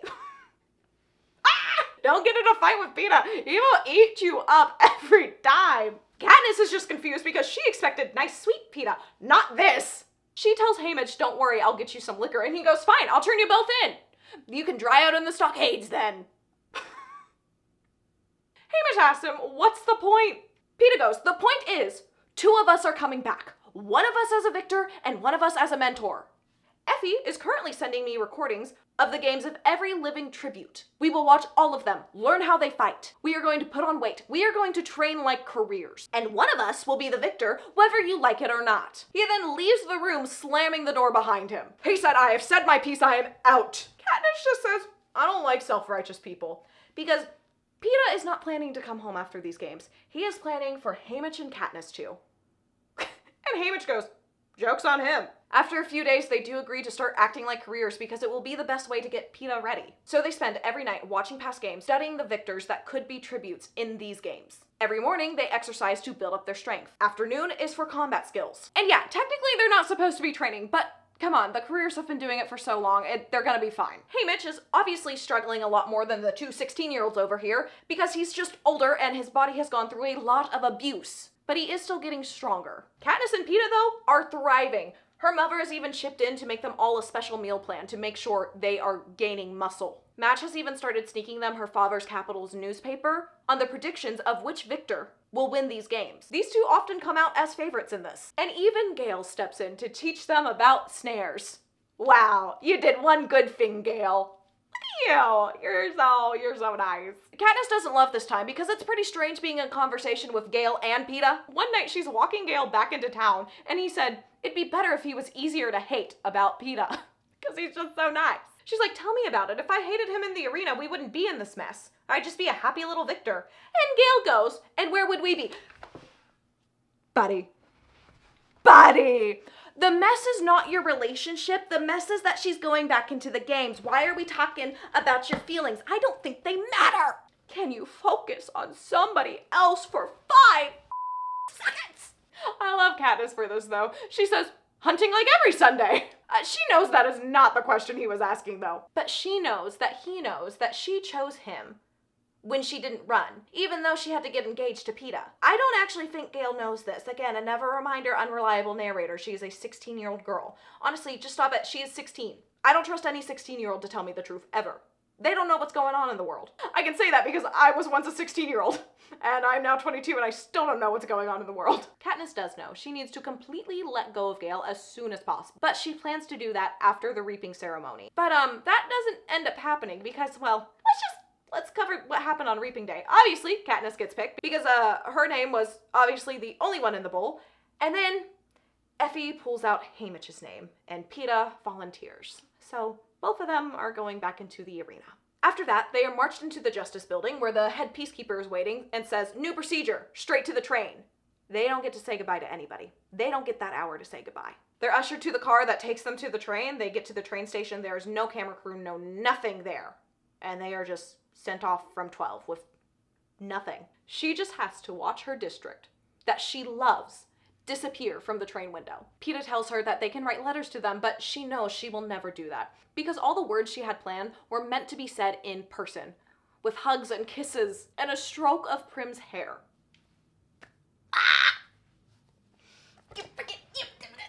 I don't like that guy. But now, Katniss's only mission is to get Peeta out of this arena alive. She knows she can't do this if she's still mourning everybody she loves. So she forces herself to say goodbye to everybody and closes that door. By the time Effie comes to get her for dinner, she is completely empty. Peeta and her try to make conversation during dinner, but it always just dies down. Even Effie can't be happy about this. She has grown to love these two, and now they're forced back into the arena when they shouldn't have been. Peeta does eventually tell Effie that he likes her hair. It's a nice golden color. She explains she had it done to match Katniss's pin and wants to get the boys something that matches well. And she's so close to getting it because she wants them to all look like a team. They go into another train car to watch the recap of the reaping, and Peeta has this notebook with all the notes on the various victors. Haymitch watches, completely devoid of emotion, and Effie is just making distressed comments occasionally because there's this weird parasocial thing with victors in the capital. So she's attached to all of them. Katniss, though, is just focused on making mental notes on all of them. First, you have Cashmere and Gloss from District 1. They're actually siblings who won back-to-back games. Then there's Brutus from District 2 that volunteers, and Enobaria as well, who has her teeth filed into fangs because she was known for ripping out people's throats in the arena. Then you have Finnick, a handsome, bronze-haired guy from District 4 that won his games at 14, making him one of the youngest victors. Now in the movie, they call him the youngest victor, so I don't know if that's confirmation, but it could go either way. He's one of the youngest, at least. Imagine a 14-year-old winning those games. Imagine a 14-year-old in those games. Oh, he was just a baby. Then Annie is called from District 4. But then an older woman called Mags, who uses a cane to walk, quickly volunteers for Annie. Then there's Joanna Mason from District 7, who won a few years back by acting really weak, but was actually deadly in the arena. Then you have Cecilia from District 8, who has to detach herself from her kids. And then Chaff from 11, who is one of Haymitch's friends. After they finish watching, Haymitch just leaves without saying a word, and Effie leaves, obviously making some random comments, but she's gone too. Katniss is just sitting there watching Peeta rip out the pages of the victors who weren't picked for this arena.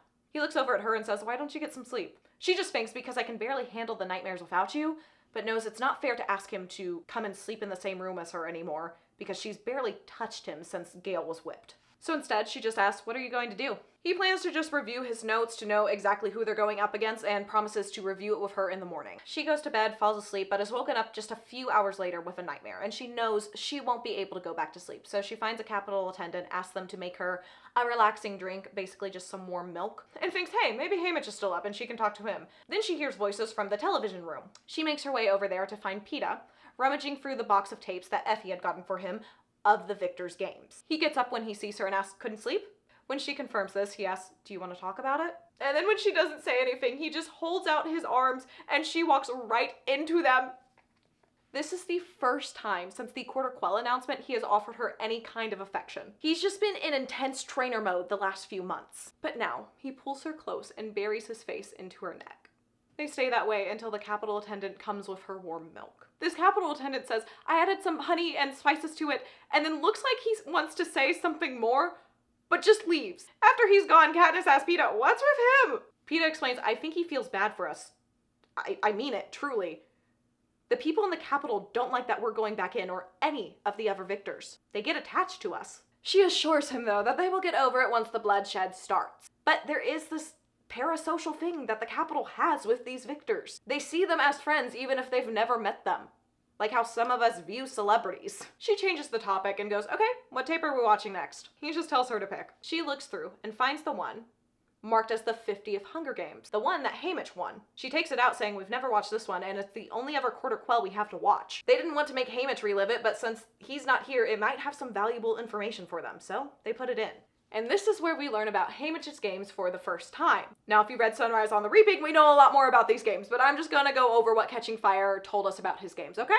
The tape starts with Snow reading out what the twist of this quarter quell will be. Then they watch all the tributes get picked, and it is truly overwhelming to see 48 tributes. They see Maisley Donner get picked, her mother's friend, and they see two blonde girls holding on to Maisley as well, and she realizes one of them is her mother, and the other one looks just like Madge, and knows that this other girl holding on to Maisley must be Madge's mother. Peeta confirms that yes, the other girl holding on to Maisley was her twin. Then they watch Haymitch's name get called, last of all. He looks young and strong, and she even has to admit he's kind of a looker. Then they see the chariot ride with the District 12 kids in awful coal miner outfits. They see a snippet of his interview with Caesar, where Caesar asks him what he thinks of the games having 100% more tributes than usual. Haymitch just shrugs and replies, "I don't see that it makes a difference, because they'll still be 100% as stupid as usual. So I figure the odds will be roughly the same." Then they get to the arena, and it is breathtaking, beautiful. The tributes even look like they're smelling the air. It must smell wonderful. The cornucopia is set in the middle of this giant green meadow with patches of flowers everywhere, and the sky is a stunning blue color with colorful songbirds flying through it. This meadow,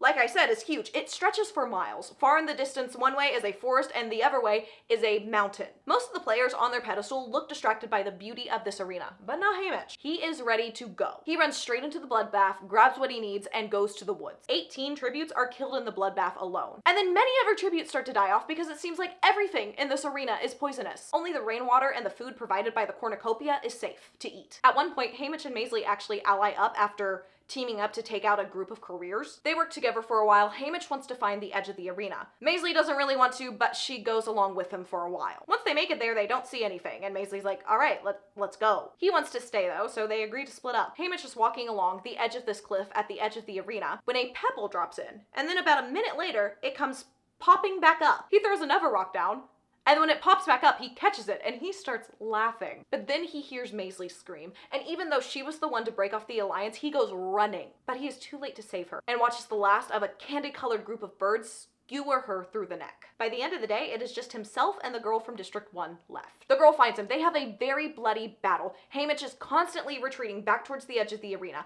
and when he gets there, he collapses on the ground. He is seizing, and the girl throws her axe over him. It misses, so it falls down the cliff, only for it to bounce back up eventually as she is just standing there because it looks like he's going to bleed out before her, and then hits her in the head, killing her, making Haymitch the victor of those games. He turns off the tape saying, "The force field is like the one on the roof of the training center, and Haymitch turned it into a weapon." She adds, He turned it into a weapon not just against the other tributes, but the capital as well, because they never intended for it to be used that way. And all of a sudden, it makes sense why this game is never televised, because the capital looks stupid. She says, it's almost as bad as us with the berries. Katniss just starts laughing because this is absurd. Peeta's just looking at her like she's crazy, and then Haymitch sneaks in saying, almost, but not quite. She thinks he's gonna look angry, but he just smirks and takes a sip of his drink. She knows she should be annoyed because Haymitch has already taken up drinking again, but she can't help but feel more hopeful because she now has a better idea of who Haymitch is. And if they have two people that have caused the capital this much trouble, surely they can get Peeta out. You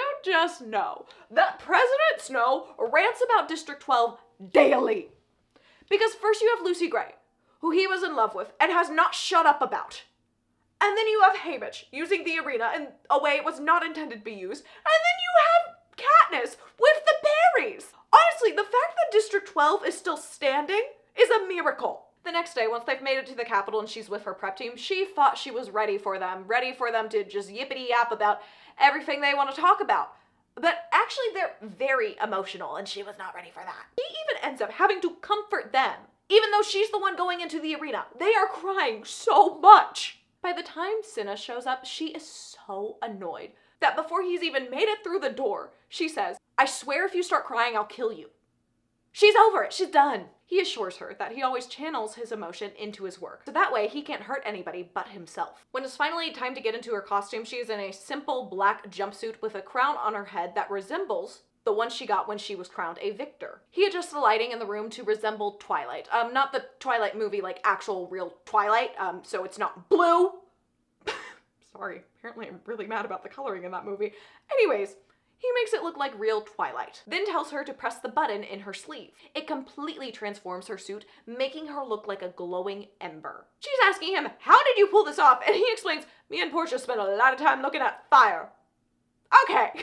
She looks at herself and thinks, Katniss, the girl on fire. Left behind her flickering flames and bejeweled gowns and soft candlelight frocks, she is now as deadly as fire itself. Cinna is making a statement with this look. He is no longer playing up the act of innocent little girl Katniss, who just did everything she did for the love she had for Peeta. No, he's making her look dangerous and like a threat in these games. He tells her while she's on the chariot to just act like everybody is beneath her. No waving, no smiling, none of that. And she says, finally, something I can do. Okay. Woo, woo, woo. I have been prepping for this moment my entire life. She makes it to the ground floor with the chariots, and she is surprised to see how social everybody is, because last year everybody was just staying right by their chariots. But it makes sense, because all these people have known each other for years. But she doesn't know any of these people, so she just goes to her chariot and starts stroking the neck of her horse. But then she hears a crunch before she even notices that Finnick Odair is standing right beside her. He's sort of a living legend in Panem, from winning his games at 14, where the capital already found him beautiful, which is highly, highly disturbing, and we're not going to get into all the details of that because I just don't want to talk about that. But we know what's going on, and we know it's messed up, okay? During his games in the arena, he had so many sponsors. He literally never wanted for anything. And someone sent him a trident. They sent him a whole freaking trident. This is most likely the most expensive gift that has ever been sent in any games ever. After he got that, his games were over quickly because he made nets, threw those over people, and then killed them with his trident. Because of his youth, the first couple years after the games, no one could really touch him. But now, he has fans constantly wanting his attention. He is known to go through 4 or 5 people in the capital during the games every year. He takes the extravagant gifts they give him, but he never stays. He then pops another sugar cube in his mouth, leans against the horse and says, hello, Katniss. She just responds, hello, Finnick. But is a little uncomfortable because Finnick is, barely wearing clothes. He has like a rope knotted thing that's basically just, covering up the important parts of the body. But he just asks her, want a sugar cube? They're supposed to be for the horses, but who cares? They've got years to eat sugar. Whereas you and I, well, if we see something sweet, we better grab it up quick. She says no to the sugar cube, but jokingly says, but I would love to borrow your outfit sometime. He goes, you're absolutely terrifying in that getup. What happened to the pretty little girl dresses? She simply goes, I outgrew them. Finnick ends up telling her, it's too bad about this whole quell thing. You could have made out like a bandit in the capital. She's like, I don't need any money.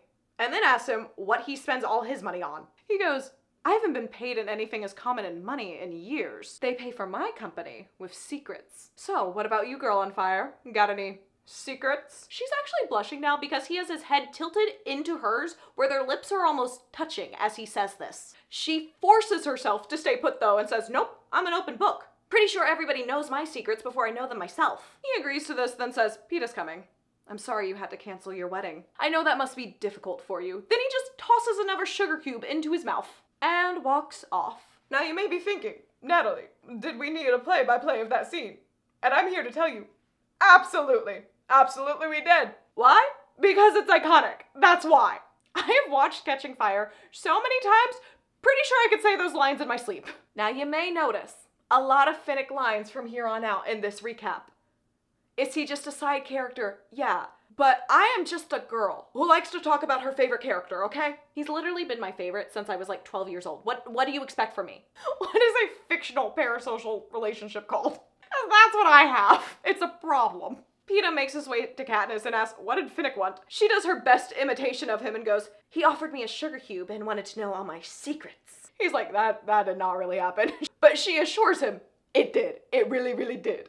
He then is asking if they would have ended up like that if only one of them had been crowned a victor last year. And then calls the rest of the victors a freak show? Peeta! No! You're all traumatized. Chill out. She says, probably. Honestly, especially you. They would have lured you in with all the pretty things in the capital. Then here comes another line from Peeta Malark of District 8. Please laugh at my stolen joke that everybody in the Hunger Games fandom has used. I'm so sorry. It was actually bad. Maybe don't laugh. I apologize. Anyways, the line, having an eye for beauty isn't the same thing as weakness, except possibly when it comes to you. And this is why my standards were set high. This is why. Peeta Malark. Peeta Malark. The music is starting now, so they climb up onto their chariot finally. Portia and Cinna aren't there, so they don't really know what to do, if they're supposed to hold hands or not, but they do turn their suits on. Peeta, talking about the hand-holding, goes, I guess they left it up to us? She looks up into his eyes and thinks about how a year ago she was ready to kill him right now, but now she just wants to keep him alive. They proceed to hold hands without talking about it any further, because of course they will go into this as one. The crowd is cheering, being really loud, but they are just staring straight ahead. Also, some of the other stylists from different districts have tried to imitate Cinna with his fire thing, and it doesn't even make sense. They got like cows on fire and stuff. Everybody just said, fake fire. I put it on this random thing that makes no sense to be on fire. But of course, all eyes are still on them. It even seems like President Snow is looking at them longer than anybody else. They make it all the way through and finally relax once the doors are closed, blocking them from all the cheering fans. Portia and Cinna are there now too. Then they see Haymitch waving them over, where he is talking to the District 11 tributes. They make their way over, and before they can even say anything, Cedar has brought Katniss into a hug, and before she can stop herself, she asks, are the families okay? Talking about Thresh and Rue's families. Cedar confirms they're alive and then lets go. Chaff then throws his arm around Katniss and gives her a big kiss on the mouth. She jerks back, startled by this, but Haymitch just laughs. Then they're directed to head towards the elevator. Her and Peeta are waiting in line with Joanna Mason standing beside them. She starts complaining about her costume and then says, I wish I had Cinna because you look fantastic, talking to Katniss. Now Katniss is not good at girl talk at all. She doesn't know what to say to this. But doing her best and saying the one fabric she can think of, she says, you should see what he can do with velvet. Joanna just proceeds to unzip her dress, lets it fall to the floor, and, isn't wearing anything else besides her shoes now. They all end up on the same elevator, of course, and Joanna and Peeta end up talking about paintings. When she gets off, Katniss just tosses back her head, not looking at Peeta, because she knows he is grinning at her. And then when Chaff and Cedar exit, she just drops his hand.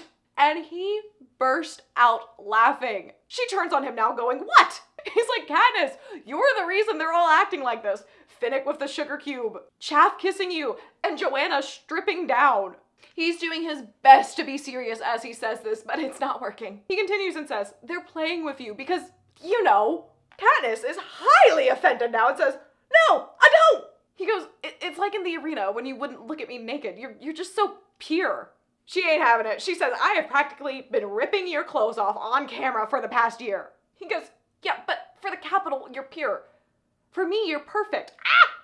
They're just teasing you. She still isn't taking this well, and he's doing his best to stop smiling about this, but just can't. Her inner monologue at this moment is, I am seriously rethinking the question of who should be able to make it out of this arena alive. She said, you know what? Actually, I'm taking peeta out myself. I'm getting out of this arena, thank you very much. Not actually, but she's very annoyed. When the elevator doors finally open, they find Haymitch and Effie there waiting for them. They both seem so happy about how tonight went, but Haymitch's face grows very serious when they walk into the dining room. And she's wondering what she did wrong now. Then Effie looks at the same area that Haymitch is looking and says, look, it looks like they got you a matching set this year. Katniss looks to see the new Avox standing beside the girl from last year, and chills run through her because she knows him. It's Darius from District 12. Haymitch grabs her wrist instinctively to make sure she doesn't do anything, but she doesn't even know what she would do. Because any sort of recognition she shows him would result in him being punished. She already knows that he was placed here because of her. She just twists her arm out of Haymitch's grasp and goes to her room, where she just sits on her bed, watching her suit glow until the battery pack dies. She goes to dinner, but really can't focus on anything except for when she pushes the peas off the table on purpose. She crouches down to clean them up, and Darius was right beside her when she knocked them off the table. So, for a second, they're side by side. And in this second, she simply grabs his hand, squeezes it, knowing she can't do anything more than that right now. Effie's going, Katniss, that isn't your job! And she lets go and sits back down. They go to watch the recap in the living room, and she wedges herself between Haymitch and Cinna, because in her mind, what happened to Darius is between her and Gale, not peeta, because he didn't know Darius. And, well, she is still mad he laughed at her, okay? As they're rewatching the opening ceremonies, it's very clear that dressing up grown adults, like they normally do all the kids each year, is just depressing. They all just look pitiful, besides the ones in good shape still. No one really talks much during it, and once it's over, Katniss just goes straight to bed. Soon after, she hears a knock on her door, knowing it's probably peeta. She doesn't answer it because she can't let go of Gale now that Darius is here. She wakes up the next morning and she doesn't want to go to breakfast to discuss their training strategy because what is the point? They just did this last year. Like, everybody knows what they can do. There's no strategy. She actually ends up just ordering food to her room, but at 9:30, Haymitch is pounding on her door, ordering her to come out now. It's just the three of them in the dining room, and she does notice that Haymitch has a new golden bracelet with a flame pattern on it. That must be his token that Effie was talking about. Haymitch goes into the plan. First, they gotta be in love. Second, they gotta make friends. Katniss instantly shoots that down, going, no, I don't trust any of them. I'd rather operate just us. Haymitch explains that that won't be enough because all the competition already knows each other, already making these two the outcasts and easy kills. She's asking, and how would we be able to change any of that? Because there are years of history between all these people. He goes, you can fight, and the audience loves you. That makes you a desirable ally. He's basically just suggesting they make their own career pack. He suggests Chaff and Cedar by name, and even throws out Finnick's name. She gives in and tells Haymitch she will try, but no, she sucks at making friends. Effie is waiting by the elevator, and she is so worried they will be the last one there because they are running kind of late, according to her schedule. But when they get down there, it's only Brutus and Enobaria from 2. By 10 o'clock, when training officially starts, only about half the tributes are down there, but the woman running the training center doesn't miss a beat and just goes right into her speech. They decide to go ahead split up for the day so they can cover more ground and get to know more people. Peeta goes off to throw spears with Brutus and Chaff, and Katniss goes over to tie knots. After about an hour of her being at the knot tying station, she feels somebody's arms wrap around her and just takes over the knot she was tying and ties the knot effortlessly. No shocker here, but it is Finnick from the fishing district where they tie knots a lot. Big shock, I know. She ends up just watching him for a minute as he ties a perfect noose and pretends to hang himself. A jokester. She ends up just going over to fire making, and then after a little bit, she is joined by Wyrus and Beatty, the tributes from District 3, the technology district. Wyrus is probably around her mom's age, and Beatty is older than that. That's all she knows. And she's wondering if they will be able to confirm her suspicions of an uprising.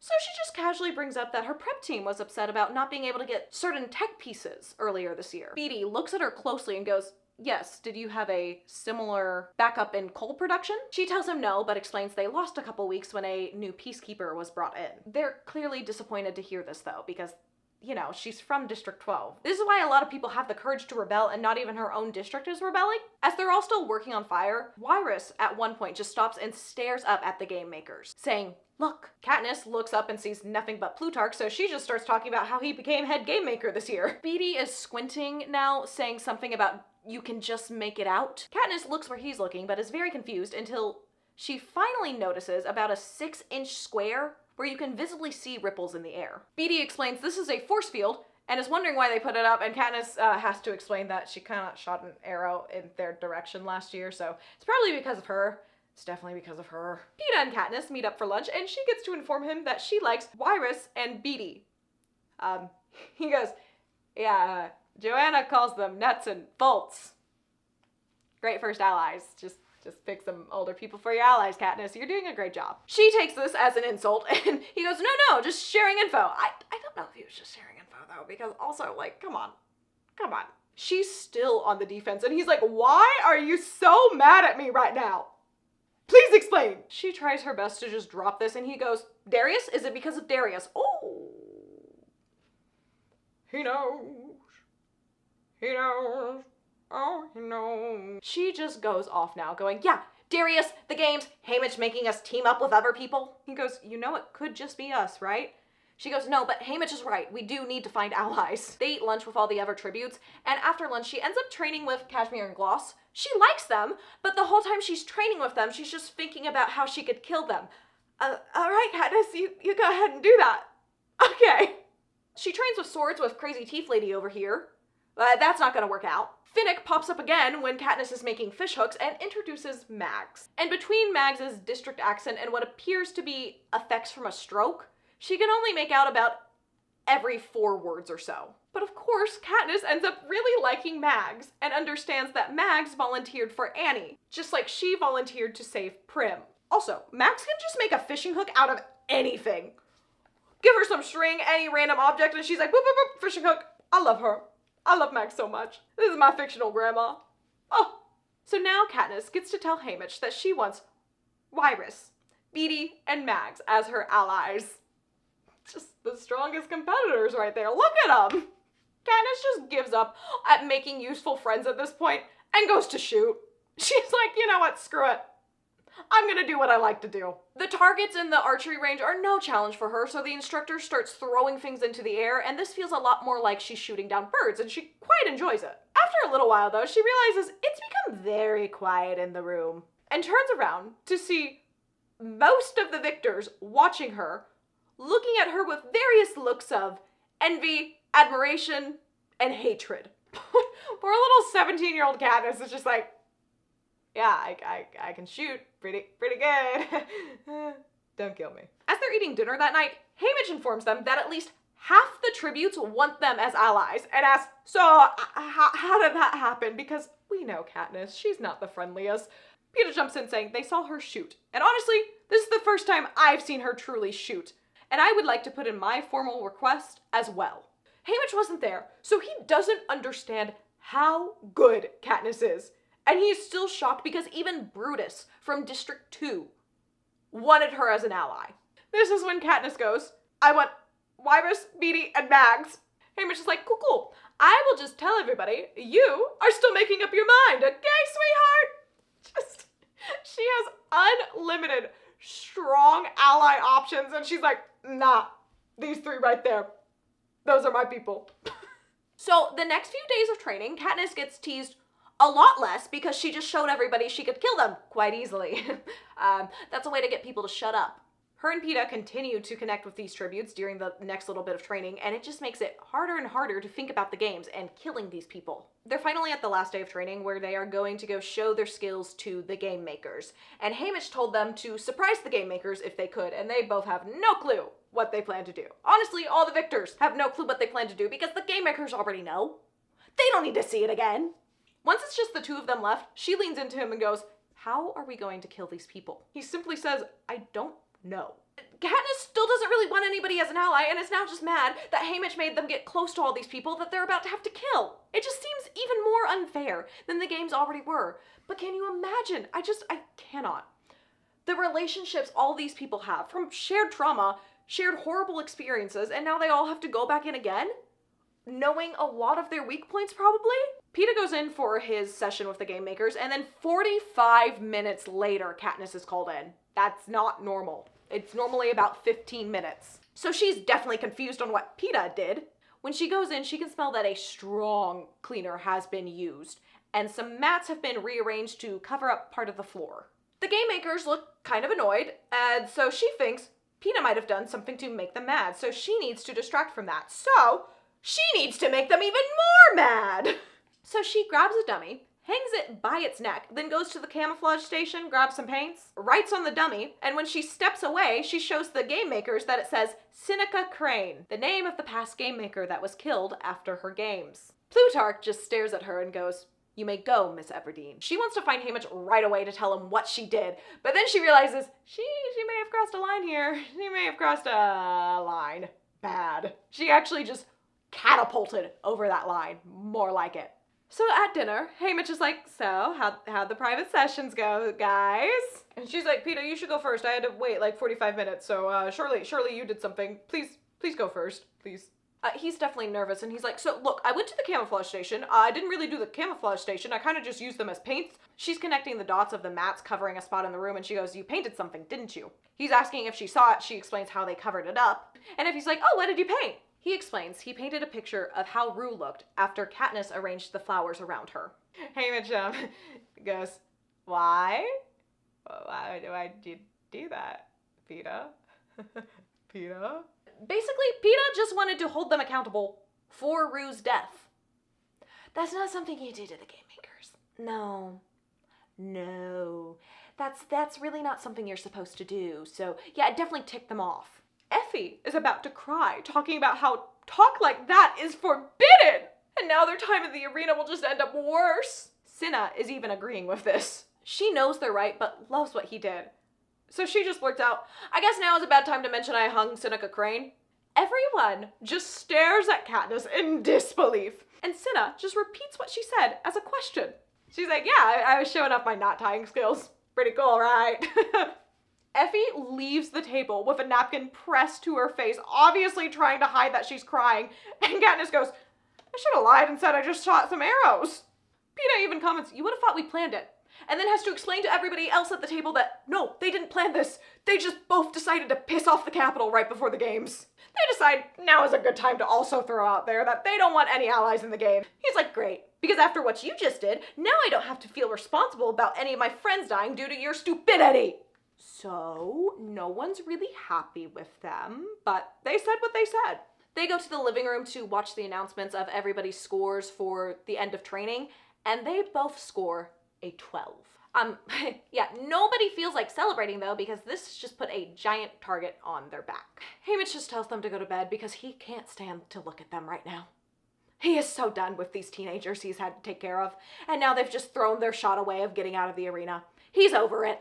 He tried so hard to save their lives, but no, they had to pull this. Peeta walks Katniss to her room, and she just pulls him into a hug, apologizing that she may have just made things worse. And he goes, "No worse than I made it." And then he asks her why she did it, and she says, "I don't know, to show them I'm not just a piece in their games." And he laughs at this because this is what he said to her the night before they went into the games the first time, and she was like, that's stupid. Then they're like, "You know what, honestly, the game makers probably already have orders to kill both of us, so did we really make it any worse? Probably not. Nah, we're fine.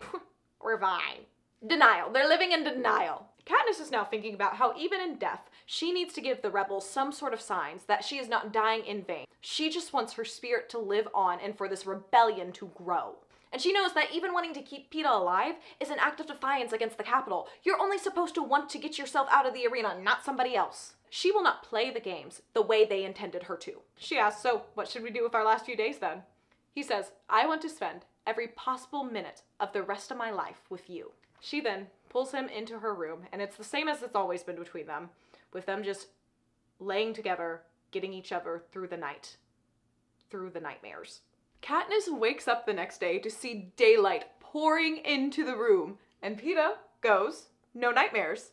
She confirms this, then he confirms he also had no nightmares. They both got a full night's rest. I can't imagine how refreshed they feel right now. Best part about today for them, though, is the fact that because they were just on the victory tour, they don't need to do any prep for the interview with Caesar tomorrow. So these two end up spending all day on the roof of the training center, getting food brought up to them. They're sitting on pillows and blankets. Her head is in his lap while he just plays with her hair. She makes a flower crown. And while they're just sitting there like that, he says, I wish I could freeze this moment and live in it forever. Now, comments like this normally make Katniss feel guilty because she really doesn't feel the same way about him. And again, he's not trying to pressure her, but she's like, I feel bad that I don't love him. But today, it's just perfect. So she says, okay, as if she will allow this to happen. She ends up falling asleep at some point, but Peeta wakes her up for the sunset, knowing she wouldn't want to miss one of her last sunsets. This is a scene that I don't know why they cut from Catching Fire because it's so needed. It's so wholesome. It reminds you they are just kids. Kids, they're still only 17. I can't talk about it too long or I'll cry. After they watch the sunset, they eventually quietly slip back into her room and fall asleep like they normally do, wrapped up in each other's arms. Her prep team walks in on this the next morning, and Octavia just instantly burst into tears because this is too much for her to handle right before the game starts. Venia says, you remember what Cinna told us, get out. So Octavia goes out sobbing. Again, this is the first time Capital citizens have actually cared about the people going into the games. They view these people as friends. The victors don't view them as friends, but you know, the Capital people do. Peeta has to go to his own room so his prep team can work on him. Flavius also ends up having to leave in the middle of getting Katniss ready because he ends up crying, and so it's just Venia now. When she is done and Cinna dismisses her, Venia goes over to Katniss and says, we want you to know that it has been a privilege to make you look your best. And then runs out of the room like she is about to cry herself. Because even her prep team knows Katniss will not be making it out of these games. With it just being her and Cinna in the room now, Katniss turns to him asking what she'll be wearing tonight. And Cinna goes, President Snow put in the order himself. Oh. Goody! That's just what you want to hear. Because what she is wearing tonight is the wedding dress she would have worn if the games didn't happen and she got married to Peeta. This is one of those moments where I truly don't understand what Snow is thinking. Like, yeah, it's kind of embarrassing for her to have to wear it, but also you know the citizens already care about these people and now you're just going to flaunt that she was supposed to get married to them? This doesn't seem like it's getting more people on your side. But okay, Snow, you do what you want to do. Cinna did do his best to fight this because he knows this is absolutely ridiculous. Not in a getting people on Snow's side, but just this is obviously a punishment for Katniss. She puts the dress on and it feels a lot heavier than the last time she put it on. She asks Cinna about this and he goes, oh, I just had to make some adjustments so it would look good in the studio lighting. And even though her talent may be fashion, again, she knows nothing about it, so Katniss is like, cool, makes sense.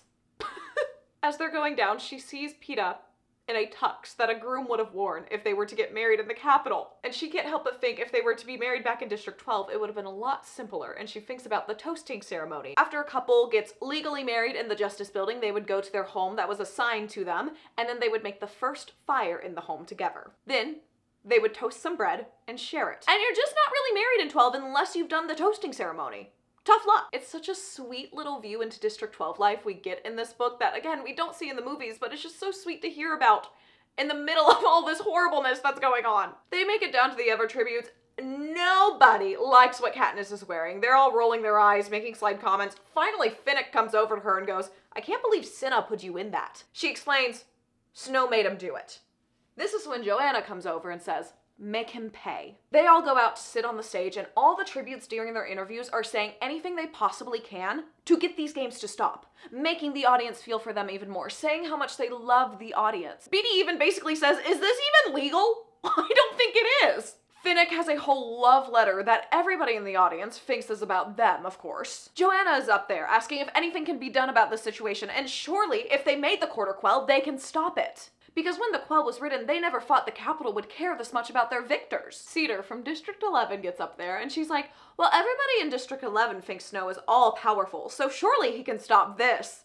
Challenging Snow's power. Being like, well, I guess he's not all-powerful if he can't stop this.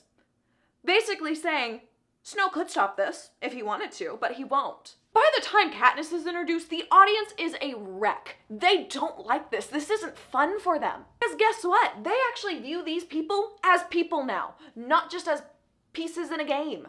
Even Caesar on stage is showing some cracks, and he is an awful person.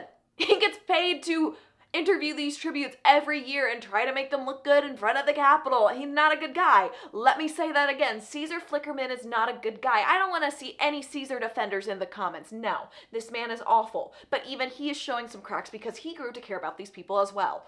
Or at least that's how he's acting. She mentions how sorry she is that everybody won't get to come to her wedding now, but she thought they might want to see the dress. And because during her talk earlier of Cinna, he said, "You should twirl again tonight," she takes this opportunity to twirl. She starts twirling, bringing her arms above her head, and there are screams from the audience, and she is surrounded by smoke. So much so that at one point she is gasping for air. When the smoke stops, she stops spinning to see that she is in a dress, in the exact design as her wedding dress, just in a coal color with white feathers all over it. Then she lifts up her arms as Cinna had instructed and sees herself on the screen for the first time. She is clothed in black except for the few white patches of feathers, and her arms look like wings. Cinna has turned her into a Mockingjay. Caesar is confused, going, "You look like you're a bird." And she goes, "I'm a Mockingjay. It's the bird on the pin that I wear as a token." And she can see on Caesar's face that he knows the Mockingjay means so much more than just the pin on her token. He knows the Mockingjay is a sign of the rebellion in the districts. Again, for the people who think Caesar is actually a good person, he knows what's going on. He's informed about all of this and chooses to side with the Capitol every time, okay? Caesar asks Cinna to take a bow, and now it hits Katniss that Cinna has just put himself in a very dangerous spot, because this right here could be seen as an act of rebellion. She remembers what he says about how he always channels his work into his art, so he never hurts anybody but himself. And Katniss is so sure he has hurt himself this time. This doesn't seem like something Snow will just let go. But her time is over, so Peeta goes up now. Caesar and him have a great flow of conversation as normal. Then Caesar asks him what it was like after the quell was announced, and he hints that he knew that their wedding would be canceled. And then he asks Caesar, "Do you think all our friends here could keep a secret?" This is mandatory viewing, so everybody will know what he's saying, but he's just doing this to play up the crowd a little. He knows this, the crowd knows this, Caesar knows this. But Caesar says, "I feel quite certain." So Peeta goes, "We're already married." Katniss goes, what? Because this is new knowledge to her. She didn't think they got married. She has to bury her face in her dress to hide the shock. Caesar's just like, how? Peeta explains that, no, they're not legally married, but he explains the toasting ceremony that happens in 12. Caesar's in like, did anybody know? Peeta's like, nope, we didn't tell anybody. And we knew that if we were married in the Capitol, there wouldn't be a toasting ceremony, and to us, we wouldn't be officially married until that happened. So one day, we just couldn't wait any longer, and we did it. Once Caesar confirms that this was before the quarter quell was announced, he goes, "I'm glad you had a few months of happiness together." And then Peeta shocks everybody by saying, "I'm not glad. I wish we would have waited until it was all done officially." Caesar is shocked, saying, "Surely a short time is better than no time at all." This is when Peeta Mellark says, "I would too, if it wasn't for the baby." The baby! After he says this, it's like a bomb went off in the Capitol. People are screaming, people are crying out about the injustice, the cruelty, the barbarianism of the games, as if these are the same games they put kids in every year. Katniss is just sitting up there. She just found out she just got married, and apparently she's pregnant as well now.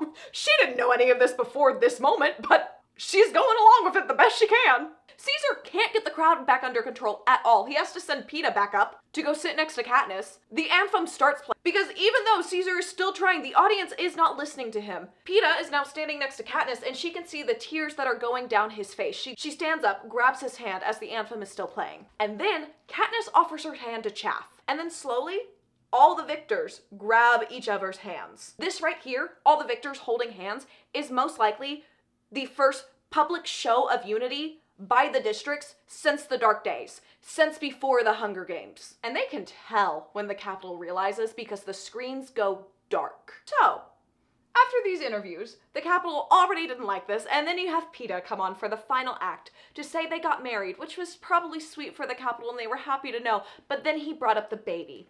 And now the Capitol thinks they will also be losing the baby of the two star-crossed lovers, and that isn't fair to anybody. They wanted to see their kid. And then after that, all the victors are holding hands together on stage. The lights go out on stage, Peeta grabs Katniss and rushes her over to an elevator, which they are the only ones in. When they are in the elevator, he grabs her shoulders and goes, "Do I have anything to apologize for? Because we don't have much time." She's like, "You have nothing to apologize for. You did a good job, my guy." They're the first ones back to their floor, and when Haymitch finally shows up, he says, "It is madness out there." They go to look out the window, and he is asking, "What are people saying? Are they asking for them to stop the games?" Haymitch goes, "I don't think they know what they're asking for. The idea of just opposing what the Capitol thinks is a source of confusion for them. But there's no way Snow will be canceling these games." He does let them know that the rest of their team had to go home, meaning they will never see Effie again because she does not take them into the arena tomorrow. That is for Cinna and Portia for Peeta. They tell Haymitch to give Effie their thanks for them, and then they know it's time to say goodbye to Haymitch. Peeta asks him for any last advice, and Haymitch says, "Stay alive." He just hugs them both and then tells them both to go get some sleep. As Haymitch is walking away, Peeta says, "Take care, Haymitch," because his plan is to never see Haymitch again. It is just to get Katniss out of this arena alive. Haymitch stops in his tracks as he is walking away and says, "Katniss, when you're in that arena," and then stops and scowls, he goes, "Just remember who the enemy is." Then he's gone, leaving them just to go to bed, and Katniss truly doesn't know if they got any sleep last night. They just lay there holding each other in this weird space in between awake and sleep all night. Cinna and Portia arrive at dawn to collect Peeta and Katniss. They say, "See you soon," and then split up. When Cinna and Katniss make it into the lunchroom, Cinna braids her hair in her signature braid, and this is when they get to look at this year's tribute outfit. It's a fitted blue jumpsuit made of very thin material. Yeah, again, movie watchers, this is not what the costume looked like for the books, but this is what we associate nowadays with the Catching Fire arena because this is what we saw in the movies. But anyways, it's blue in the books. And it also has a 6-inch wide purple belt. Cinna isn't really sure what this means for the arena because it's not going to offer any protection from the heat or the cold.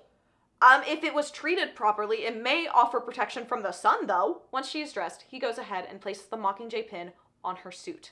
And then she thanks him for the dress he made last night for her. They end up just sitting like they did last year, holding hands, until the voice comes over the intercoms again and says, "It's time to launch." He walks her over and says, "Remember, girl on fire, I'm betting on you." He then just kisses her forehead and steps back as the glass cylinder slides down around her. She says thank you, even though he probably can't hear it because of the glass separating them, and then holds her head high, like Cinna always tells her to, just waiting for the plate to rise, except it doesn't.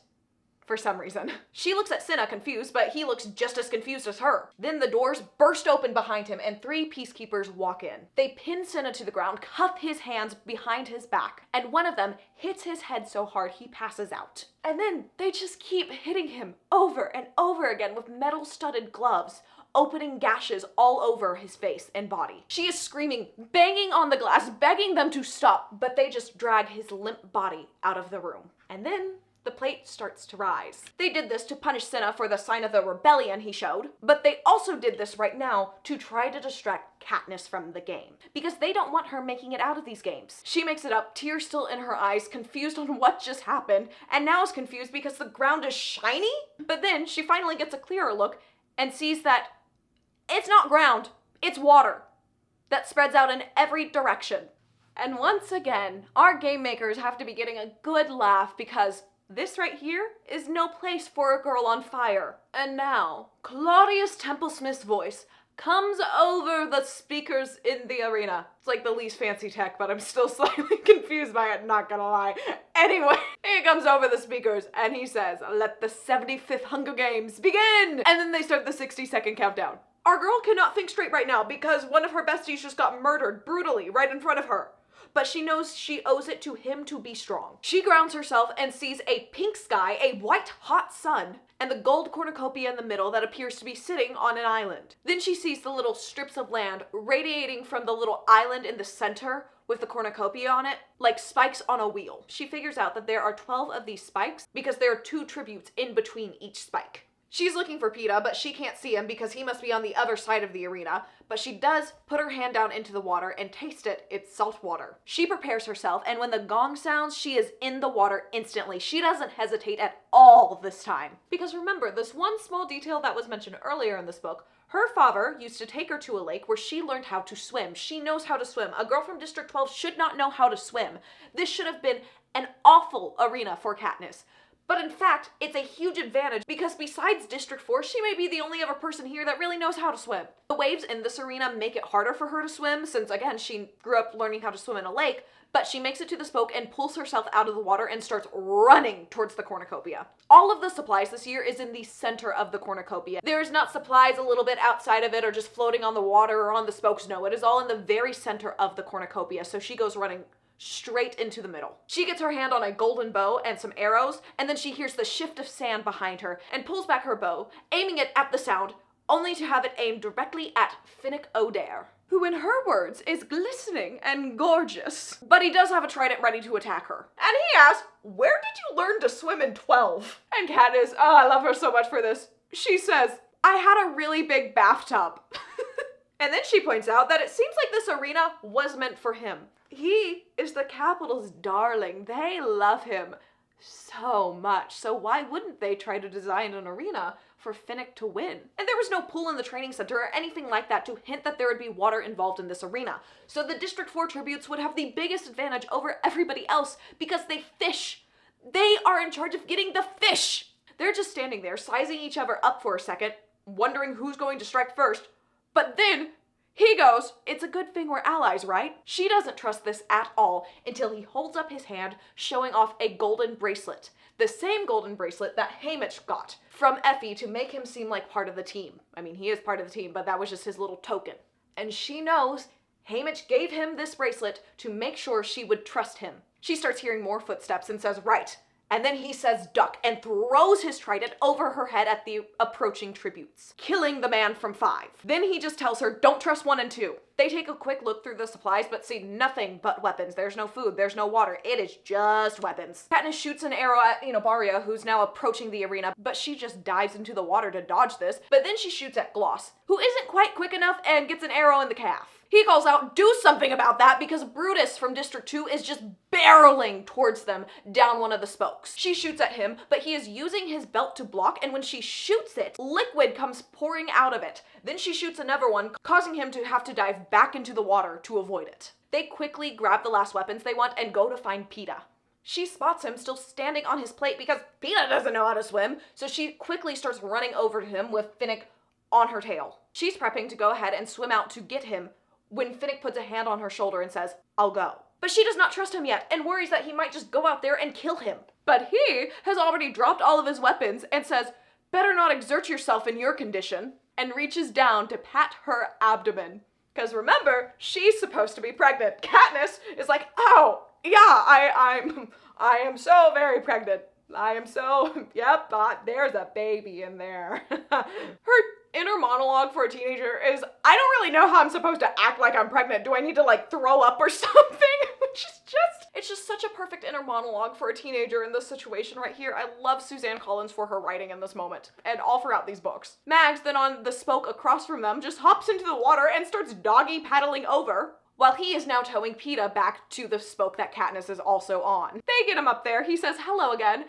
and they kiss. Then he goes, so we got allies. Can you please remind me if we made deals with anybody else?" She goes, "Only Mags, I think." Finnick jumps in now saying, "Well, I can't leave her behind. She is one of the few people who actually likes me." Peeta just assures him that Katniss actually already wanted Mags. And finally, once Mags is close enough, Finnick just reaches in and scoops her up like she weighs nothing. Now, she probably weighs maybe like somewhere between 80 to 100 pounds, so not a lot, but still, Finnick's just like, "All right, boop." She's saying something now that sounds like Bob. Katniss doesn't know what she means, but Finnick explains that Mags is trying to say that the belts are a flotation device. So, not all the tributes would drown, but again, if you don't know how to swim, you're not going to have the speed. But at least this would stop half the tributes from just drowning, which would be a very boring death to the Capitol. Finally, with our 4 together, they start running to the jungle that surrounds the beach in a circle. Peeta takes the lead of the group, chopping through the vegetation with a long knife. After they've walked for a while, Katniss ends up climbing up a tree to look around to see if she can find any fresh water. but she can also see the cornucopia from how high up she is and sees all the bodies floating around it. And now really wishes she didn't climb up in this tree because it's not a pretty sight and there are still people battling around the cornucopia. Obviously, she knew this would happen, but it is shocking after the show of unity they all had last night. I mean, even Katniss shot someone already today and Finnick already killed someone. She takes a moment to think up there and is like, okay, well, Finnick does have the gold bangle, but I don't want to deal with him, so I'm just gonna kill him when I get down there again, okay? I don't want to deal with him later after we actually became friends or something. I should just kill him. But when she gets back to the ground, Finnick has been keeping pace with her thoughts and has his trident raised in a casual defensive position. And he starts talking, going, what's going on down there, Katniss? Have they all joined hands? Taken a vow of non-violence? Tossed the weapons into the sea in defiance of the capital? She simply says, no. He affirms this, saying, because whatever happened in the past is in the past, and nobody in this arena was a victor by chance. Then he pauses and goes, except maybe for Peeta. I just imagine Peeta standing there like, yeah, I shouldn't be here at all right now. Let's just flash back to last games. Trying to protect Katniss, gets cut in the leg, almost died, only lived because Katniss came to feed him and keep him alive, and then risked her own life to get him medicine, got all the food for them, and then in the final battle, he got chomped in the leg by a mutt, and Cato almost choked him to death. And then he almost bled out before she pulled out the berries. Peeta should not be here right now. We're so glad he is, but this boy has been so close to death for so much of these books. And Finnick says this because, like Haymitch, he knows that Peeta is better than the rest of them. She just holds his gaze, wondering if she can move faster than he can when Peeta steps in between them. And he asks, how many have died?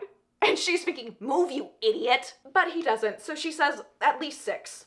But they're still fighting. They agree to find water and find shelter before the others start hunting them. And Katniss has to think that maybe killing Finnick right now would have been a mistake. It's not like he's a super strong ally to have or anything. They just keep on walking, Peeta in front, swinging his knife, cutting the vegetation, and when they start to crest the hill, she notices a little rippling in the air. It takes her a second to figure out what this is, and then tries to warn Peeta, but he is already swinging his knife into it. He hits it and is blown back by the force field that was right in front of him. He is blown back so hard by this force field, he takes down Finnick and Mags as well. She rushes to him, calling his name, and when she puts her hands to his lips, she doesn't feel any air coming out. She then presses her head to his chest where she always hears his heartbeat and just hears silence. Peeta's heart has stopped from the electric zap of the force field. She is screaming his name now, shaking him, slapping his face, trying to get him to wake up. Finnick just comes over, pushes her out of the way, and says, let me. Finnick touches Peeta's neck, feels his ribs, and then pinches his nose shut. Katniss yells no, flinging herself at him because Katniss thinks he is trying to kill him. But Finnick just brings up his hand, hitting her chest, and she goes flying backwards. She is now watching him close Peeta's nose again, and is about to shoot Finnick with an arrow when Finnick starts kissing Peeta. And she is so confused, she just stands there. Does Finnick think he's the prince from Snow White? What's going on? And this is even out of line for Finnick, and he is known as a player. But then she sees he's not kissing Peeta. He's blowing air into his lungs. Katniss wouldn't really know what CPR is because very rarely has she seen her mother do it, if ever. Drownings or anything like that happens in District 12. But you know where drownings would happen? District 4, that's why he knows CPR. So luckily, it's finally all clicked, and now she just watches him start compressions. Minutes drag by of this going on, and her hope is fading. But then finally, Peeta coughs, and Finnick draws back. Katniss drops her weapons and flings herself at Peeta, saying his name softly. I will just say this man just basically came back from the dead. Maybe let's not fling ourselves at him, but okay. And then she notices his lashes fluttering open. What did she notice while they were working on the book? While she was injured, his lashes. It's a cute little tie-in. I love it. Peeta, freshly back from the dead, just says, careful, there's a force field up ahead. She laughs, but she has tears streaming down her face. He's going on about how that force field up ahead is stronger than the one on the roof. And she just bursts out, you were dead! Your heart stopped! Then she has to clamp her hand over her mouth to muffle these sobbing sounds she is making. Like, girl is ugly crying right now. Rightfully so. Peeta is now trying to calm her down, saying he's all right, and she knows this is insane. She should be the one trying to calm him down. He is the one that just died. Finnick Finnick over here goes, she's fine. It's just the hormones from the baby. He knows this baby thing is fake, okay? He's just trying to help a girl out. She tries to protest, but can't stop the sobbing noises, so she just resorts to glaring at him. Because now she knows, no matter what, she will never stop owing Finnick O'Dare. So really, how is she supposed to just kill him in his sleep now? She expects to see him looking back at her with a smug expression, but he just looks quizzical as he glances between her and Peeta. Then he just shakes his head as if to clear his mind. He asks Peeta if he thinks he can move, and Katniss is protesting, saying, he needs to rest a little bit. She looks back at Peeta now and sees something gold resting on his chest. She reaches out to grab it, and it is a golden disc with her Mockingjay symbol engraved on it. It is his token. After a little bit of rest, Peeta does get up because staying there without any protection or water is not an option. They have to keep moving. Katniss right now is honestly just grateful that Finnick keeps playing the pregnancy card for her because so far she is not looking great to sponsors. She has been a mess since the start of the game. She comes out of the tube crying and then she's crying again. She, altogether, not doing great. But honestly, with everything she's been through, I don't know what anybody expects from her. Sorry guys, forgot to confirm this, but yeah, Sin is dead. He doesn't ever come back. I hate to break that to everybody here. Sorry if I gave you false hope by leaving him up there. He's gone. Katniss is offered to take the lead because she claims she can hear the force field because she doesn't want the Capitol to know that she can see it. And she claims she can only hear the force field through her left ear, which is the one the Capitol reconstructed. Basically, she may have just gotten 2 Capitol surgeons killed. Because now it seems like they did too good of a job and gave her an advantage. She's also using some nuts from the trees to throw at the force field in case her eyesight fails her, because that's what she's really using. You see like the little ripply bits in the air. And after a while, she looks back and she sees that Max is just chomping down on these nuts.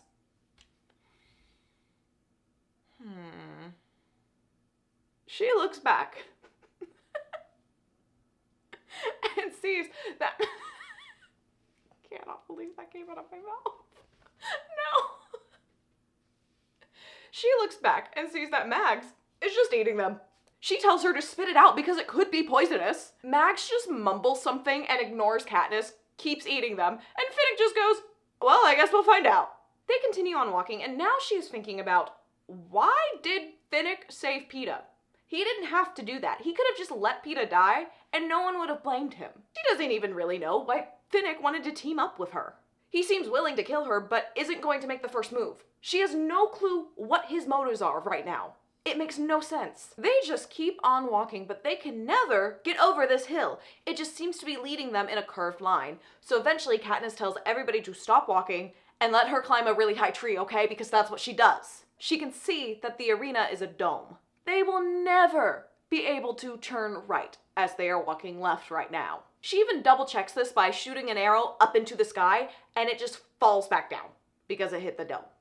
So, it's a dome. She climbs back down and she's like, so guys, we're stuck in a dome. It's not very large. And also I saw no water up there.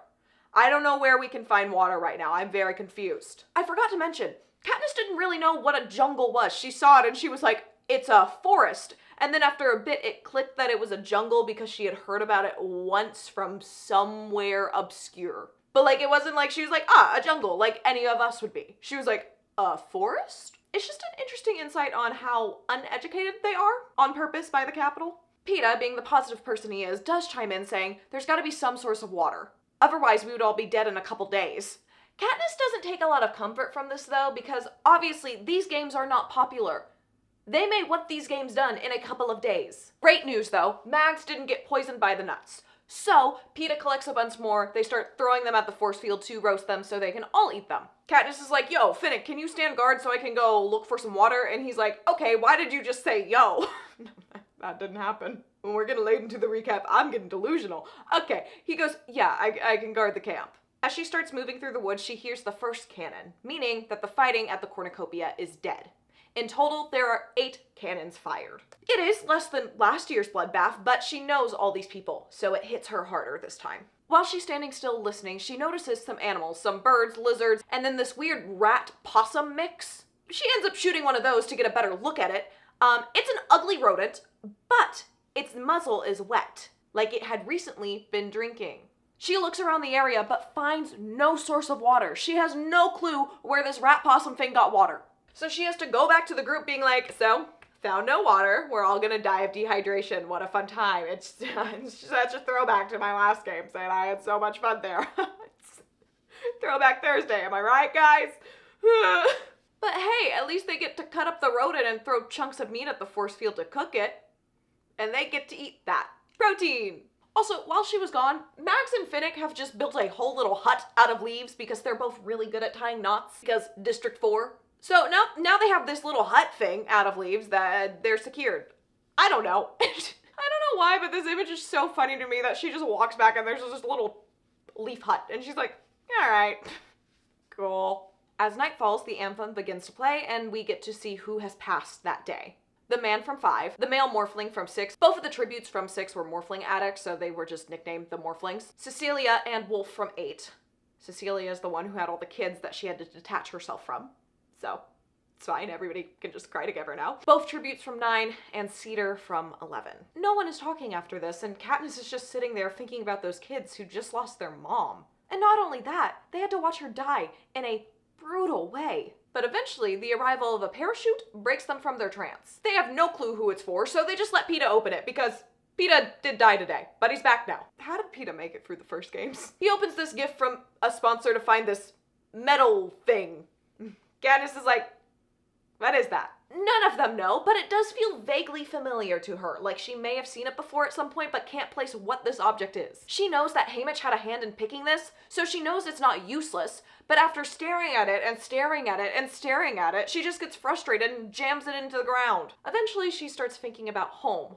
And then she's like, it's a spile! She had seen it before, sticking out of a maple tree collecting sap. She sits up after just saying, it's a spile, without explaining it any further to anybody else. She takes it out of the ground, cleans it, and then starts explaining it's like a faucet. You put it in a tree and sap comes out. Finnick, our District 4 boy, is very confused over here because he has no clue what sap is. Peeta has to explain it to him, adding that there must be something different in these trees. Finnick is about to just start hitting the spile into a tree with a rock, but Katniss stops him, being like, yo, we gotta dig out a little hole in the tree for it first so we don't damage it. And he's like, all right. So they get a knife and they start carving out a hole in the tree. After they finish carving this hole, they place the spile in and wait, and wait, and wait. And then eventually, a drop of water rolls out, landing in Mag's palm that was waiting underneath the spile. They adjust the spile until they have a small stream of water coming out and all take turns drinking out of it. Mags even brings over baskets she had tightly woven together and starts filling them. The water is warm, but so is everything else here, and they're just happy to know they're not gonna die of dehydration now. Finnick offers to take first watch, and Katniss actually lets him, because they're the only two that can take first watch, and he already saved Peeta's life today. There's no reason he would kill them after doing that. She just tells him to wake her up whenever he needs some rest. But instead, a few hours later, she is woken up by a bell. To her, it sounds like the one that rings in the Justice Building on New Year's. After it stops, he says, I counted 12. She's trying to figure out what that means, one for each district maybe. She doesn't know. It doesn't mean anything to Finnick either, and Claudius doesn't come over the speakers to offer some sort of feast, but then they see 12 lightning strikes hit one single tree in the distance as well. They got no clue what is going on. Now movie people, Finnick here does not say midnight. We'll get into that more later. But just know, he doesn't say it in the book. Katniss goes ahead and takes over the watch because she was woken up anyways. There's no point for her to try to go back to sleep when Finnick's gonna wake her up soon anyways. She hears rain at one point, thinking it'll reach them, but it never does. Then she's startled by the sound of a cannon. Then the storm just sounds like it got shut off. And then, moments later, she sees fog sliding towards them. She's thinking it's just a natural reaction due to the rain that just came down and the heat of this jungle. But then tendrils start coming out of this fog, curling out like fingers. She knows something is wrong and smells a sickly sweet odor. She starts shouting for everybody to get up and start moving because this is not normal fog. She knows something is wrong. While she's getting everybody up, she starts to blister, and every time the fog touches her, it feels like a searing stab of pain on her skin. Again, she's shouting for all of them to run, so Finnick just picks up Mags, throws her on his back, and starts going. Katniss grabs Peeta's arm and starts dragging him with her because remember, he almost died, and also, he is down a leg. He has one fake leg. He's asking, what is it? Because he's not all there yet. Again, he almost died today and he was just out sleeping. And she explains it's a poisonous fog and they have to go. But of course, he's a whole lot slower than usual. Her survival instincts are taking over and she is so tempted to just leave him and bolt. But she knows the goal of this game is to get him out alive. Finnick, who is farther ahead, eventually stops, turns back, and realizes they are having problems. keeping up. Peeta's artificial leg gets stuck in some tree roots at some point and he falls over. As she's helping him get back up, she notices that the entire side of his face is drooping, like all the muscles have died. She's now even more freaked out, but they just have to keep stumbling along. But eventually Peeta can't get back up and she can't carry him. She is panicking now until she just feels Peeta get lurched forward. Finnick has now come back for them and is now hauling Peeta along. He tells Katniss that he will have to carry him and asks if she can carry Mags. She says she can, so Mags gets on her back. Mags doesn't weigh much, but Katniss is also a very tiny person. Luckily, she has a lot of muscles, so she can carry her, but her arms aren't really working, so that makes it a little more difficult, but they are on their way, running away from the fog again, following the trail that he has made. But Katniss eventually starts falling. The first 2 times she is able to get back up with Mags on her back, but on the 3rd fall, she isn't able to get back up, so Mags rolls off. Katniss is just on the ground flailing because some of her limbs aren't working and she's just trying to get up. Finnick makes it back to them and she asks if he would be able to carry them both, Mags and Peeta, because once she's up, she'll still be able to run at least. His eyes are wet with tears when he says, "No, I can't carry them both, my arms aren't working." And then looks at Mags saying, "I'm sorry, Mags, I can't do it." So Mags quickly hauls herself up, plants a kiss on Finnick's lips, and hobbles straight into the fog, sacrificing herself. So the rest of them will go on and stop worrying about her. Ugh, Mags, my darling, my love. Real fast, kissing on the lips is apparently kind of just a normal thing in Panem. It's how Chaff greets Katniss. She was a little startled by it, but it seems like it may be more common in other districts. This wasn't anything weird between them. It just seemed like it's so out of my culture that I don't really know what to say about it, but it seems normal for their culture, okay? Katniss just says Finnick, but he is already taken off with Peeta on his back. She follows him until he collapses on the ground with Peeta on top of him, and then she just trips over them, and now they're all just laying on the ground, and she's just accepting that this is where they all die. The fog is getting closer and closer and closer until she realizes it stopped, like it's run into some sort of wall, and it's just going up now. She tries to say it stopped, but her voice is so croaky she has to clear her throat and then say it again. Peeta and Finnick turn to look at it now, and they watch it as it seems to get vacuumed up out of the arena. They unpile after a few minutes, and then Peeta is saying monkeys as he points up, but the monkeys aren't bothering them right now, so they're not too worried about it. They'd been running at an angle, so they all begin just to crawl down the slope at this point onto the beach and make it to the water. When she touches the water, she jerks her hand back reflectively because, ow, it hurt. It felt like if she had touched a flame. The saying of "it feels like salt on an open wound" all of a sudden makes a lot more sense to Katniss because the salt water on her wound feels really bad. But there is another sensation after the pain. It feels like the poison is being drawn out. So she sticks her hand in the water and yeah, it sucks, but the pain does start to ease and she can see a milky substance leaking out of her wounds. And as it goes out, the pain fades away. Peeta and Katniss start slowly washing out the toxin part by part so they don't do it all at once, shocking their system. And eventually they have to rinse out their nose and mouth, which is the worst part. After they are done, they go over to Finnick to start helping him because he somehow got the worst of it. They again just slowly wash limb after limb to make sure they don't just kill him from dunking him in all at once. And after a while, he eventually slowly comes to. It took a long time though. He was out of it. Once they make it to his head, Peeta warns him that this is the worst part. She grabs Finnick's hand as he shoves his head underwater and gets through the worst of it. His throat is still a little raw, so Katniss is like, "We need to go tap a trees." Peeta just goes ahead and goes off to make the hole for the spile. As she just sits there with Finnick, she's trying to work out what happened back there and why Mags just sacrificed herself for Peeta without any hesitation.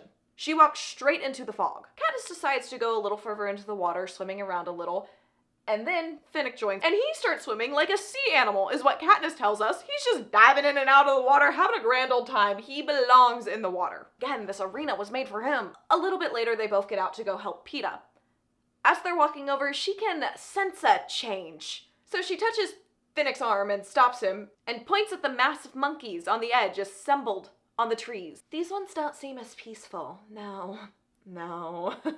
They're trying to get Peeta over to them without panicking him. So they're just like, "Hey, Peeta, we need your help over here, Peeta. Hey, you should just like come over here. Super chill, Peeta." But he just continues on working saying, "I'm almost done." Cause I mean, he's almost done. What do we expect from him? To just stop? Katniss is like, no, you should really come look at this. Only, move quietly and slowly so you don't startle it. He turns to them and just goes, "Okay," and starts walking back. Now this poor boy, who almost died with his injured leg, is doing his best to walk back to them quietly, But he is so loud, but luckily the monkeys don't seem to be reacting yet. But then, when he's only 5 yards away from the beach, he senses them and looks at them, making eye contact with one. And once again, it's like Peeta Malark has set off a bomb. But this time it's not capital citizens, it's monkey mutts. And they go crazy and start attacking. Finnick and her quickly run in to help Peeta, and they just all start attacking, and she knows she has to make every arrow count because there are so many monkeys. Finnick is spearing them with his trident, Peeta is using his sword, Katniss is obviously using her bow and arrow. But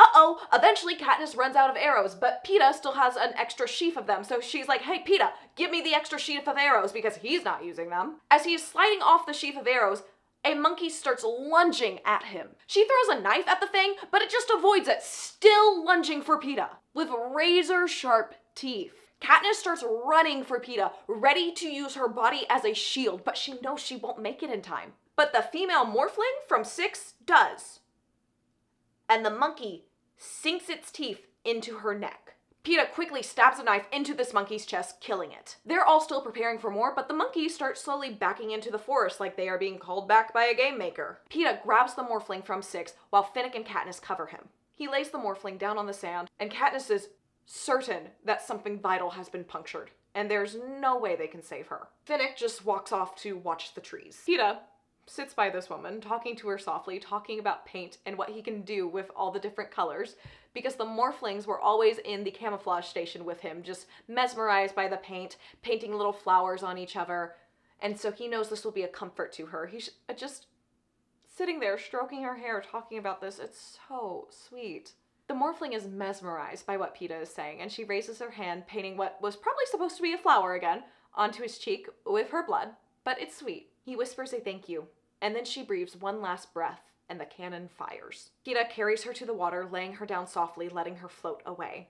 So, the hovercraft can come and grab her. Finnick now rejoins them with a fistful of Katniss's arrows covered in monkey blood and just drops them beside her. She says, thank you. And then just a little bit later, she goes to get some moss to clean her arrows, and there's no monkey blood in sight. It's like this part of the arena never had a battle. At all. There's not even a dead monkey. But she goes ahead and grabs her moss. A little later, they are all just sitting on the beach, staring at the jungle, completely exhausted. And she notices that where the droplets of fog touched her skin have now scabbed over, and they itch a lot. She looks over and sees Peeta and Finnick both scratching their faces, and she tells them to stop that because it could cause infection if their wounds are exposed. Oh, by the way, it's still nighttime right now. We have not even gotten through the first day of the games yet. She offers to take watch, but Finnick goes, no, I would rather. She looks at him and sees that he is barely holding back tears, and knows that right now all he really wants is some privacy to mourn. She thanks him and then goes and lays down next to Peeta. And to think, at the start of the day she wanted to kill Finnick, and now she trusts him enough to let him guard both of them as they sleep. She opens her eyes to see that a mat of grass is blocking them from the sunlight. Clearly, Finnick found something to do to keep his hands busy last night. She also sees 3 bowls, 2 filled with fresh water and 1 filled with shellfish. Finnick's just sitting there cracking them open, saying they're better fresh. She is ready to dive in and eat some of this food until she notices the blood on her fingernails. Apparently, she has been scratching her skin while she sleeps. He goes, you know if it's scratched, it could lead to infection, right? Mimicking what she said to them earlier. She's done with being itchy, so she snaps and goes, hey, Haymitch, we could use something for our skin if you're not too drunk right now. And then, ironically fast, a parachute drops down with a tube of green ointment for them. They lather themselves in it, and it really helps with the itching, but it does dye them all green. So they are just scabbed over, looking a little green. You're green. The combination of the scabs and ointment even makes Finnick look hideous, and he is clearly distressed by this. She goes, oh, Finnick, is this the first time in your life you haven't felt pretty? He quips back saying, it must be. The sensation is new. How have you handled it all these years? She tells him to just avoid mirrors, then tells him she's going to go wake up Peeta. He stops her and goes, we should do it together. And put our faces right over his. Remember, they're now dyed green, covered in the scabs. She agrees to this because there's not a lot of opportunities for fun she has left in her life. You know, since she's expecting to die in these games. They sneak over, position themselves above him, and then she softly is nudging Peeta, saying, Peeta, wake up, in this nice, soft voice. His eyes flutter open, and then he jumps back, letting out a small scream. Finnick and Katniss just fall back laughing. They're losing it on this beach in the middle of the games. And then once they've almost stopped, they look at Peeta again, and his horrified face, and they just start laughing all over again. This is a true bonding moment for her and Finnick. She actually gets to see a little bit more of his actual personality and not this persona he puts on for the Capitol. This is a scene that was so needed in the movies, because Finnick is such a sweetheart. He is such a sweetheart. I love him. And Suzanne Collins has now talked about this. She sees them as having a very sibling-like relationship, which we will see grow in the next few books, and it's just, it's precious. I love them. And just as she's come to the conclusion to trust Finnick even more now, a parachute comes in. She makes a mental note that if she's friends with Finnick, she gets food. I mean, seriously, her connection with Haymitch is a little bit freaky sometimes. They open the basket to find a bunch of rolls from District 4. Finnick takes these rolls almost possessively and is just looking over them. Then he just says, these will go well with shellfish. Finnick, why'd you want the rolls so bad, buddy? Why'd you want them so bad? They go on to enjoy their meal, all of them green, covered in scabs. How many times can I say that? She does know at some point they will have to re-enter the forest, but she decides not to bring that up right now, and nobody else does either. Then, in the distance, they hear screaming. Just the normal background noise of the games. Across from them, a wedge of the circle vibrates and an enormous wave comes crashing down through the forest. It's higher than the trees that are very tall and is coming straight for the beach. It hits the water with such a force that even though they are far back from the water up on the beach, they have to grab their fins to make sure they don't float away. They didn't happen to grab their jumpsuits though, but those are so messed up it doesn't really matter. I couldn't tell you what they're actually wearing right now. I don't know. It may just be undergarments because their suits are gone and we weren't told they had anything else. This is really the least of their worries. Honestly, it's fine.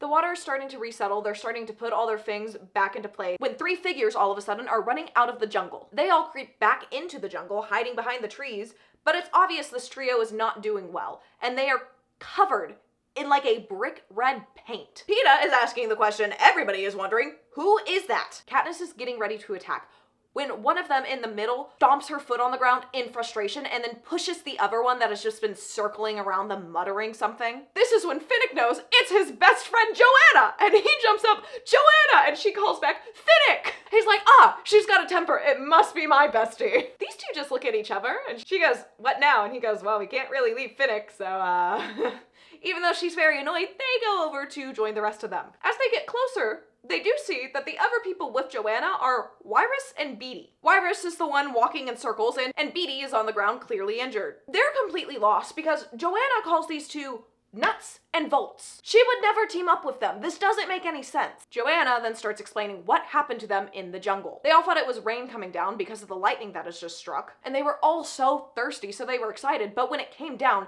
it was hot blood. They couldn't say anything without getting a mouthful of it. They just staggered around trying to get out of there, and that's when Blight, her district partner, hit the force field. Finnick is expressing his condolences, and she just says, yeah, well, he wasn't much, but he was from home. And he left me alone with these two, pointing at Wyrus and Beetee. She explains that Beetee got a knife in the back at the cornucopia, and then looks at Wyrus, who is just going around in circles saying, tick-tock, tick-tock, tick-tock, tick-tock. Joanna is done and just says, Nuts is in shock. Wyrus comes over to Joanna, and Joanna just shoves her to the ground, saying, just stay down, will you? Katniss snaps, lay off her. Joanna turns on her going, lay off? Then she slaps Katniss in the face, then says, who do you think got them out of the bleeding jungle for you? Finnick just comes over, picks up Joanna, takes her to the water, and starts dunking her in it, trying to calm her down, as Joanna is just saying a lot of very insulting things about Katniss. Katniss had her bow ready, but she doesn't shoot at Joanna because she's obviously allied with Finnick, and because of what she said about getting them out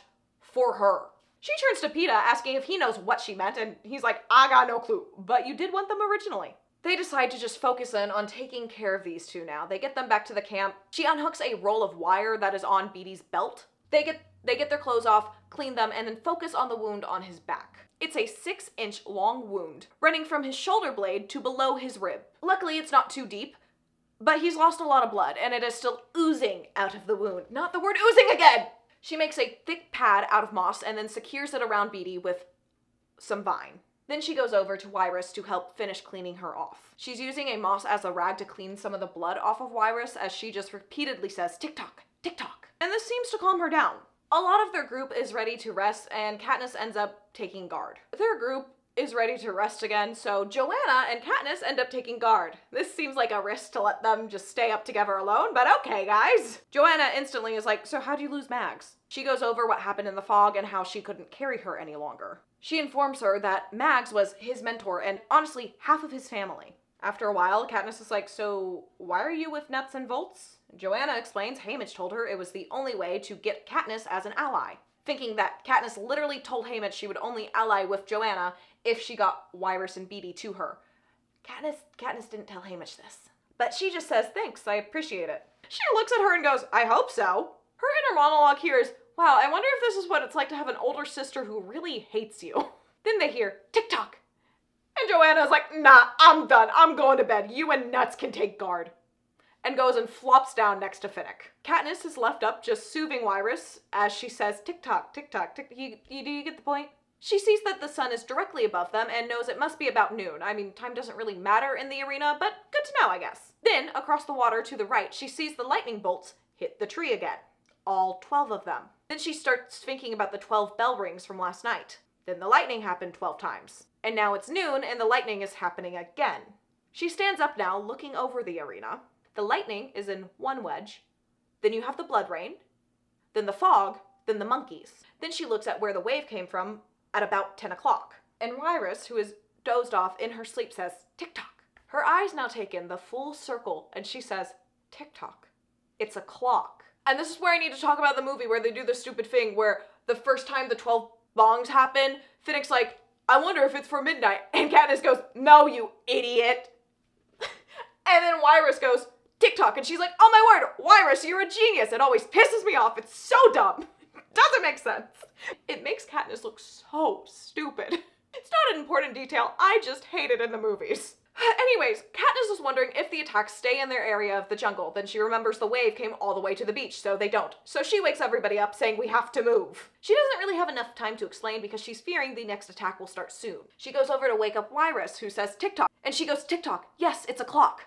And then all of a sudden, a memory pops back into her mind of when Plutarch Heavensbee weirdly showed her his pocket watch and said it starts at midnight.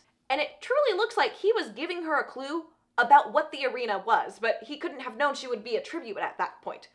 Or could he?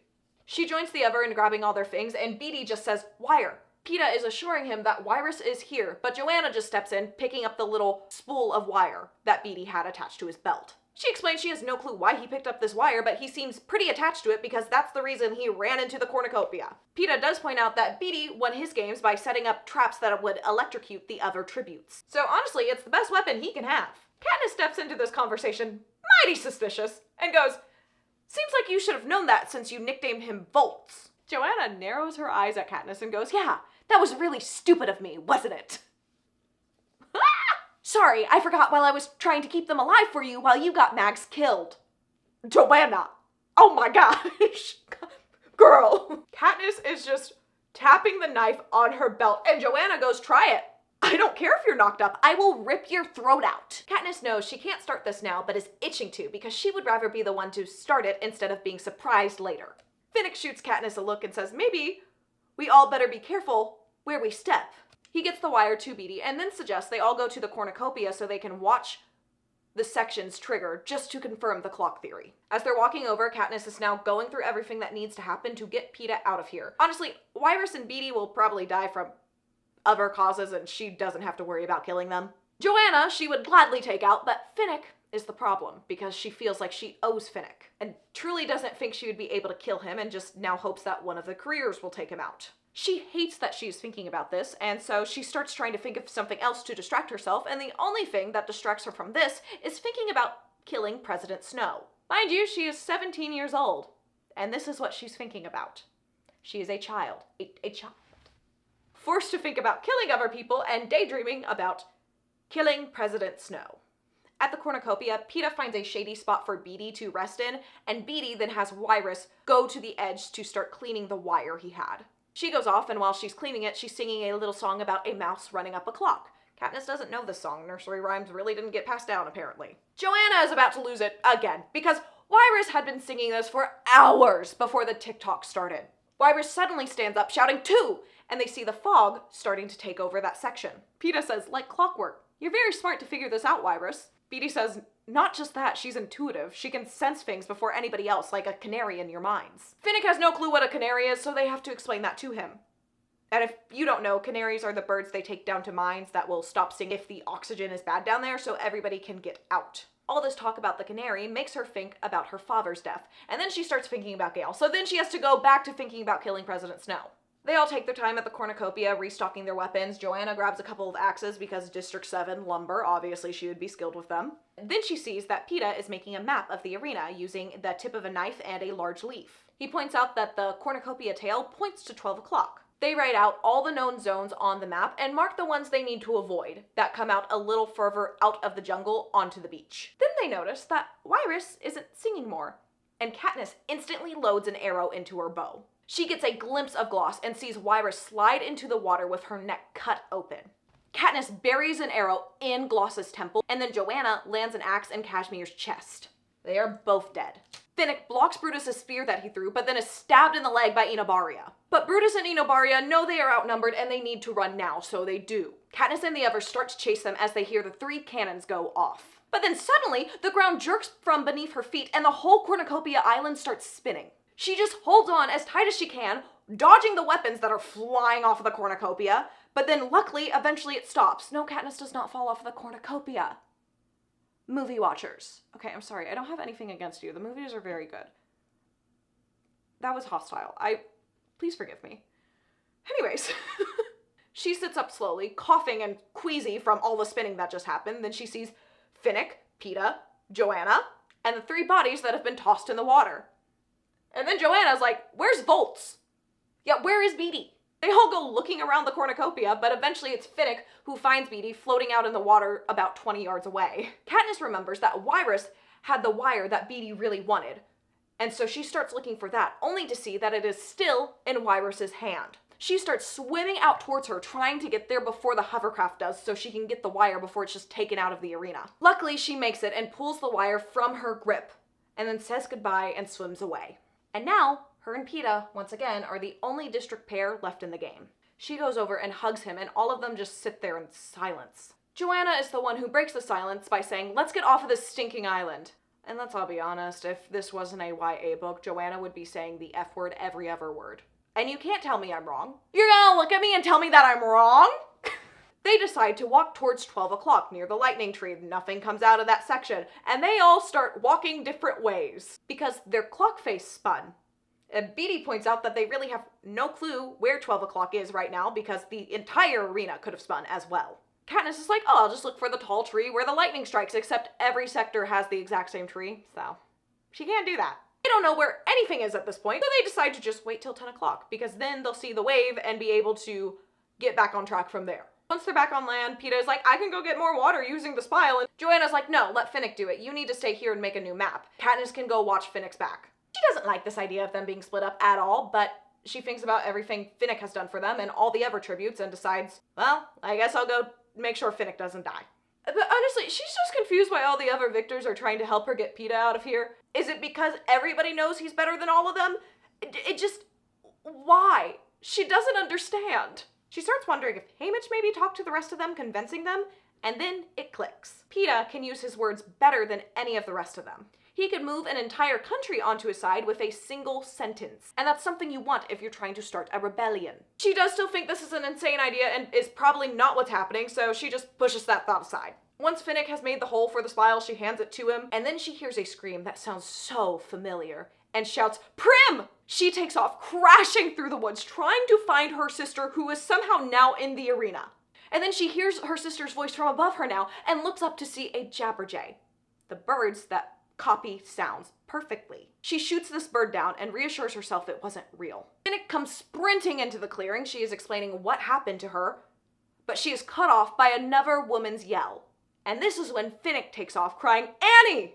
Katniss tries to stop him, but he's already gone.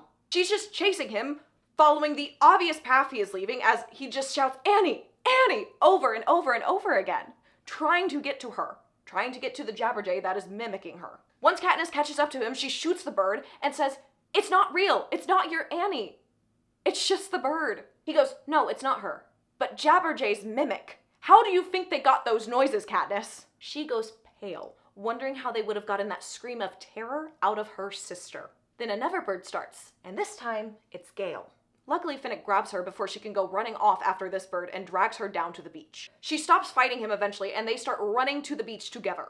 They see Peeta and Joanna just standing at the tree line. Honestly, she's really annoyed that they didn't come in here to help them. But then she learns why when she runs into a transparent wall. It's not a force field, it's a transparent wall. Not glass, just clear wall. And she knows they are trapped here until the hour is up. Peeta presses his hand up against the wall, so she presses hers against it as well. She can see he's trying to say something to her, but she can't hear him. Then all the birds begin to arrive, and they start just letting out the screams of their loved ones. Finnick just goes to the ground, covering his ears. Katniss tries to take out the birds for a while, but it's not working. So eventually she just follows Finnick and goes to the ground and covers her ears. She only knows it has finally stopped when she feels Peeta's hands on her. She's held herself on the ground in this ball so tightly for so long that she can't relax yet, so Peeta just holds her, talking to her calmly. She begins to finally relax, but when she does, she starts trembling. He whispers, "It's all right." She says, "You didn't hear them." He lets her know he heard Prim right at the beginning, but it's just a jabberjay. She jumps in asking, where could they have gotten that noise? He calmly explains that just as they wanted her to think it was Glimmer's eyes in the mutt last year, they want her to think this is her little sister's scream this year, but it's not. It's probably her voice from an interview and they just distorted it. She is still not convinced though. He talks her through Prim not being dead because they are almost to the final 8. And what do they do at the final 8? They do interviews with the family.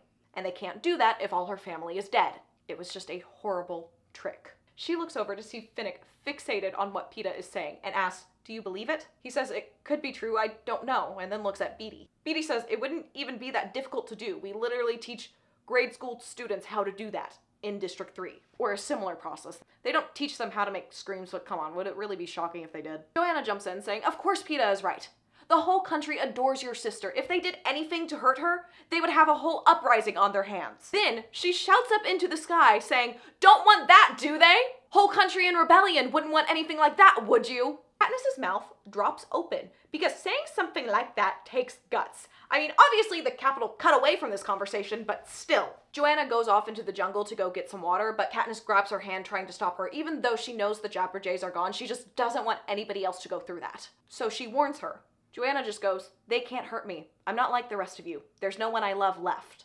Everyone is doing their own thing again, so Peeta asks her about who they used on Finnick. She explains it was somebody named Annie. He connects the dots that it must be Annie Cresta, a girl who won about 5 years ago. Apparently she went mad when her district partner got beheaded in front of her and just ran away and hid. But when an earthquake randomly hit, breaking a dam, her arena flooded and she was the only person who knew how to swim. And since she was the best swimmer, because she's from District 4, she was crowned the victor. She still didn't look stable at the reaping, so it's clear she's unfortunately had lasting mental trauma from her games. Like everybody has, but hers is more prevalent than others. Katniss is honestly shocked that Finnick, with all his fancy capital lovers, is truly just in love with a mad girl back home. They are just about to start eating that night when the anthem begins, showing Cashmere, Gloss, Mags, Wyrus, the female Morphling, Blight, and the man from 10. So 8 more dead, plus the 8 yesterday, meaning 2/3 of them are already gone by the end of the second day. Katniss is pretty sure the amount of tributes has never gone down this fast before. And most likely, like she had guessed earlier, it's because the Capitol wants these games over with soon. They just want their super victor and to move on from this. Then another parachute comes down with more bread. And once again, Finnick is obsessive with the red for a little bit, counts it, and says there's 24 of them.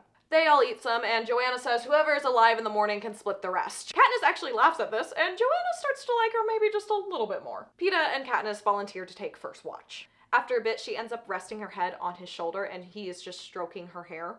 And he says, "It's no use pretending we don't know what the Everyone is trying to do." She doesn't really want to talk about this, but she knows all the Capitol viewers will be locked in at them discussing who should be able to make it out of this arena alive, to just once again show how twisted their reality is. Peeta gets right down to it, saying, "I also made a deal with Haymitch, so he's lying to one of us." For some reason, Katniss hadn't thought of a double deal, because what if Haymitch told her he would lie to Peeta, but is actually just lying to her? Now she doesn't really know. So she just looks at him and asks, "Why are you saying this?" And he starts going on about how their circumstances are very different. Because Katniss has more people than just him back home. She has Prim, her mother, and he even mentions Gale. She has all of those people to live for. But if he lets Katniss die in this arena, that's it for him. Yes, he has family, but they're not that close. He then pulls off the locket he had Effie make for him and shows her the photos inside. One of her mother and Prim, and the other of Gale. He says, while showing her this, your family needs you. Peeta is making it clear to her right now that he wants her to have a life with Gale after he is gone. Peeta just wants Katniss to be happy and literally doesn't know what he would do if she dies. And then he says, "No one needs me." Peeta! And there's no self-pity in his voice because it's true, his family doesn't need him. They'll mourn him as well as his friends, but they'll move on. Haymitch will end up drinking himself into oblivion, and Katniss will be the only one completely destroyed by this. So she just says, "I do. I need you." He looks like he is getting ready to argue with her on this, so she just leans in and starts kissing him. She actually feels butterflies in her stomach during this kiss and just wants to keep kissing him. She calls this a whole new kind of hunger. But the bolt of lightning hitting the tree is what breaks up this kiss. It also wakes up Finnick from whatever nightmare he was having. He says he can keep watch if one of them wants to go to sleep, or even both of them. He doesn't really care. Peeta just tells Katniss to go ahead, go to sleep, because he's not tired. He then takes her over to the others and puts the necklace around her neck. And then puts his hand over where a baby would be and says, "You're going to make a great mother." And she knows that this is signaling that their time out of the game is over. Because he must have done that for sponsors. And then she goes, "Wait, is he saying I should have kids with Gale?" But all she can think about is how great a dad Peeta would be as she drifts off to sleep. Picturing Peeta with his kids, safe and sound. No, it's fine, Suzanne. We never needed to recover from this or anything. No, it's all good. It's all good. I just will think about this scene on my deathbed, most likely. Oh, it's so beautiful. It's so beautiful. After they all eat the next morning, she takes Peeta out to teach him how to swim. This is really just so they can get away from the others and talk about their escape plan at some point. Guys, there's 8 tributes left, and here we have Finnick, Joanna, Beetee, Peeta, and Katniss. So you have more than half the tributes right here. Katniss wants to go now, but Peeta convinces her to stay long enough to help Beetee with his plan to take out Brutus and Enabaria. Then they can go. Now, while they were chatting about this in the water, she had just absent-mindedly been rubbing at her arms with some sand and figured out that she can get the scabs off that way. So once they're done talking, she calls Finnick over and says, "We know how to make you pretty again." After they get all the scabs off in a safe way, they apply more ointment and then all settle down to hear Beetee's plan. Beetee starts going over the fact that the only reason the careers aren't on the beach is because they're on the beach. And most likely by now, they have figured out the clock thing. They're probably just hiding out at the edge of the jungle, surveying them. So Beetee's plan is to start hiking up to the 12 o'clock tree that gets struck by lightning, get up there before the 12 o'clock strike happens today, observe it, and then after that strike, start working. And then before the midnight strike, they take the wire that has been wrapped around the tree, run it all the way down to the beach into the water, and the sand will all be wet from the 10 o'clock wave, meaning that anybody on the beach would be electrocuted. And he knows the wire will work for this reason because he designed it. The biggest problem is this will destroy their food source, but they all agree to do it anyways. Now, to be honest, everybody besides Beetee barely understands what he just said. They just know they're wrapping a wire around a tree and electrocuting the beach. And that's all we all really need to know, okay? And also, they're all going to be hiding in the jungle so they're not on the beach so they don't get electrocuted and die by their own plan, because that would be embarrassing. They're getting close to the tree and now getting close to the force field. And Finnick is like, "Yeah, let Katniss go ahead. She can hear the force field." Beetee is like, "Huh? You can't hear a force field." She explains that it's because the Capitol reconstructed her left ear. And Beetee's like, "Okay, sure." Crazy. They all divide their duties. Beetee is taking his time surveying the tree, Finnick is guarding him, Joanna taps some water, and Peeta is just gathering some nuts. And of course Katniss is off hunting. At 11 o'clock they hear some nice sharp insect sounds from the sector right next to them, and they decide never to go in there. And this is also their signal that it's probably time to get away from the tree for a little bit. After the noon strike, Beetee starts working on wrapping the tree, and there's not really anything for the rest of them to do, so they just start eating all the seafood because there's not going to be any more of it after today. Peeta starts laughing after opening an oyster and calls Katniss over. And he says, "You know, if you put enough pressure on coal, it'll turn into pearls." Finnick just goes, "No, it doesn't." But Katniss starts cracking up, remembering when Effie said that to them during the first Hunger Games. Peeta fishes out the pearl and gives it to her, and she knows she will keep this pearl close because it is the last gift he will give to her before she dies. Because she still is trying to sacrifice herself for Peeta, okay? And he's looking in her eyes and says, "The locket didn't work, did it?" Even though Finnick is right there, he just says Katniss's name, and she goes, "It worked." He goes, "Not in the way I wanted it to," then just looks away, focusing on the oysters. Then another parachute arrives with more rolls, and guess what? Finnick goes over and counts them and says 24 again. Look, Finnick just really likes bread. Maybe Finnick is the boy of the bread. They're eating the rolls and then they just wait. The anthem eventually starts, but there's no faces in the sky tonight. Nobody died today. At around 9 o'clock, they leave the camp and start heading back to the tree. Beetee finishes wrapping up the tree and then tells everybody the plan. He wants Joanna and Katniss to take the spool of wire down to the beach, dropping it in the water, and then to get as far away from it as possible before 12 o'clock. Peeta is like, I want to go with them as a guard, because he doesn't want to split up from Katniss. Beetee goes, you are too slow. And besides, I need you here with me and Finnick to be a guard. They don't really say anything to this, so Beetee just says, we don't have time to discuss this. The girls need to move. Katniss doesn't like this plan either, but knows that Beetee is right. Peeta will just slow them down. She goes over, hugs him, and is reassuring him, saying, I'll see you at midnight. Then she kisses him before he can object and starts walking away. Joanna starts the walk, being the one unwinding the coil as they go down, but eventually she hands it off to Katniss after her arms are tired. But as Joanna is passing the wire to her, they feel a slight vibration, and then they see the golden wire springing down towards them. Someone from not too far up just cut the wire. Katniss is grabbing an arrow when the metal cylinder holding the wire smashes into her head. Something is wrong with her vision, it's hard to breathe, and then she realizes Joanna is on top of her, pinning her down, and then she stabs into her left arm with her knife. And it feels like Joanna is digging around in her arm. Then there's this awful ripping sensation, and then blood is just running down her arm. Joanna then wipes the blood all over Katniss's face and hisses, stay down, and then leaves. Katniss is just there like, what is going on? Then she starts hearing 2 sets of footsteps approaching, and then hears Brutus say, Enobaria, she is as good as dead anyways. And they start chasing after Joanna.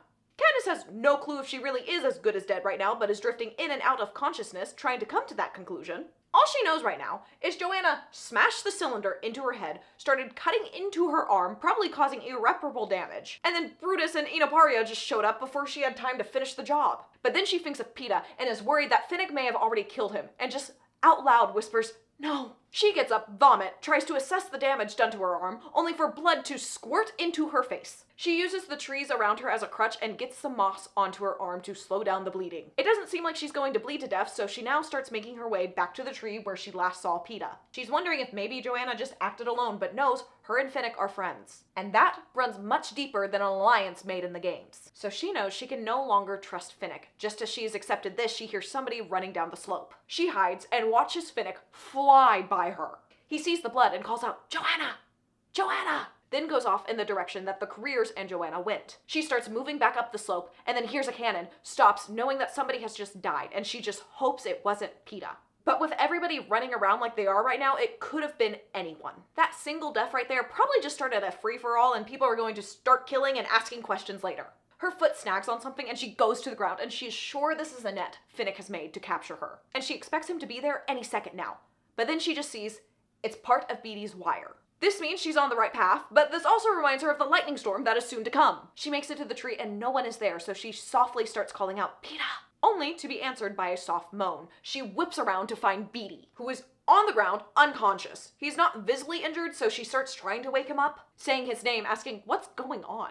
And then starts shaking him like you should never shake an unconscious person. But to be fair, she's 17 in the arena and is panicking, so she's just trying to get somebody awake to tell her what's happening, okay? Then she sees that Beetee is holding the knife that Peeta had earlier and it's wrapped in wire. And then she looks up the hill, sees the force field, and is like, did he try to stab that into the force field? I thought he was supposed to be the smart one. She has absolutely no clue what that would have done when the lightning struck, if that worked somehow. But she does know the real world lies beyond that force field. Her thoughts are interrupted because she hears Peeta calling out for her. She knows she can't get to him to protect him, so she starts calling for him louder, trying to draw any threat to her before they go to him. And it works because she hears footsteps running towards her now. Finnick and Enobaria come running through the trees, but they can't see her because she's kind of camouflaged up higher on the hill because of the ointment. Another cannon goes off and Peeta is shouting for her again. But she doesn't answer because now she has an arrow aimed at Enobaria's throat. She knows that 2 cannons have fired now, leaving one of Chaff, Brutus, or Joanna alive. Finnick and Enobaria are with her here, so they will die from the lightning strike, hopefully. Or she'll try to take one of them out, or just hope they take each other out somehow. And that would leave Peeta with 1 enemy in his way before he would be able to go home. And that's the best she thinks she can do. But as she thinks the word enemy, she starts thinking about what Haymitch said to her. Remember who the enemy is. It hits her now. Enobaria is not her enemy. Her enemy is the one that starves and tortures them, and kills them in the arena, and will kill everybody she loves. If you don't get the point, it's the capital. The capital is her enemy. She slides the wire off of Beetee's knife and wraps it around her arrow. and she stands up, turning around to face the force field, aiming it at the rippling square, or, as Beetee called it, the chink in the armor. She lets the arrow fly, watching the arrow vanish as it pulls the wire behind it. Then, the lightning hits the tree. A flash of light runs down the wire, and then, for a moment, the dome is lit up in a dazzling blue light. And I can't help but wonder if this is like the blue error screen we see on our computers nowadays, just over the entire arena. I don't know. Just a thought I have when I'm reading it. Anyway, she is thrown back and is paralyzed, just watching as debris falls down around her. And right before the explosions begin, she finds a real star in the night sky. She's watching the world explode around her, wondering if they will let anybody survive this now. She apologizes to Peeta in her mind and then sees a hovercraft materialize above her. The claw drops down and picks her up. She wants to scream and run, but she is frozen. All she can do now is hope that she dies before she reaches whatever awaits her above. And her fear is confirmed when the first face she sees is Plutarch's, the head game maker, who she just destroyed their toy. She knows that he will suffer for his failures and sees his hand coming towards her, and she thinks he is about to hit her. But instead, he just closes her eyes, which to her is a far worse fate, because now she has no clue what's going on around her. Her heart is pumping so hard from anxiety, blood is seeping out of her wound now, and eventually she blacks out. When she wakes up, she sees that there is a tube in her left arm now, and knows that they're just keeping her alive so they can dole out her punishment later, most likely in public. And right now, she will view dying before she is executed publicly as a win. She manages to rip the tube out, and then the little monitor in the room starts beeping at her, of course. But she isn't even able to stay awake to find out who this summons. The next time she wakes up, her hands are now tied down. Big shock. She opens her eyes and looks around the room and sees that she is on one bed, and across from her lies Beetee on the other bed, with about 10 different machines hooked up to him. She starts slamming her head hard against the table bed she is laying on until she just blacks out again. I don't know what she was trying to do here. Maybe take herself out, but I feel like it's common sense that you would knock yourself out first, you know? I don't know. I've never been in this situation. I don't know what I would do. The next time when she wakes up, she has full control of her body finally, and the restraints are gone, for some reason. She looks up to see that Beetee is still across from her and knows they must have the others in another room or something. She still wants to protect Peeta, but all she can do right now is try to kill him before they get to the capital, where they will most likely be tortured before they are killed. So she finds a syringe and knows she can kill him by just shooting air into the right place. Her only goal right now is to find him and kill him before the capital can, and then she'll come back and finish off Beetee as well, and then herself. She creeps down the hall to find a metal door slightly ajar, and she can hear people talking in there. She listens, and the voice is saying communications are down in 7 and 12, but 11 has control of transportation, so there is hope of them getting food. This voice belongs to Plutarch. Then a very hoarse voice asks a question. She just hears the response of, "No, I'm sorry, I can't get you to 4. But I have given special orders for her retrieval if it is possible. It's the best I can do, Finnick." So Finnick is the one with the hoarse voice in here, and he's talking in a room with Plutarch about trying to get somebody out of 4. Her mind is trying to work all this out because, yeah, it doesn't make sense. Why is Finnick in a room talking to Plutarch? What's going on? Then another voice responds to a question by the inaudible Finnick. This voice says, "Don't be stupid. You'll get yourself killed." They have no reason to kill her. They'll just keep her alive as bait. It's Haymitch. She throws open the doors now and is now standing in a room where it's just Haymitch, Finnick, and Plutarch. And she sees daylight streaming in from the windows as they are flying over a forest, not a jungle, a forest. Haymitch just says, "Done knocking yourself out, sweetheart?" She lunges forward and Haymitch just grabs her wrist and sees the syringe and asks if she really planned to take down the capital with a syringe, and goes, "This is why you don't make the plans." He tells her to drop it and increases pressure on her wrist until she does. Then he sits her down into the chair next to Finnick. Plutarch puts a bowl of broth in front of her and tells her to eat. Haymitch sits down right in front of her and says, "We are about to explain a lot of stuff and you need to listen." So he starts taking her through the plan they had to break the victors out of the arena. Districts 3, 4, 6, 7, 8, and 11 all had some knowledge of it. Plutarch over here has been part of an undercover group that has been trying to overthrow the capital for years, and made sure the wire was in the arena for Beetee, who was in charge of blowing a hole in the force field to get the other people out. The bread that they were receiving in the arena was a code for when they were going to get them out, and the district from where the bread originated from indicated the date. The hovercraft they are in belongs to District 13. If you are new to the Hunger Games, just stay with me for a little bit longer, okay? I know it's a lot. Katniss is also confused, and she's got brain damage most likely, so So yeah, Bonnie and 12 were right about District 13. This group is on their way to District 13 right now, and most of the other districts are in full-on rebellion. But she can't help but feel like she was now just a piece in a different game and says, "Why didn't you tell me?" Plutarch and Haymitch explained that they couldn't tell Katniss and Peeta because after they blew up the force field, they were going to be the first ones the Capitol went for.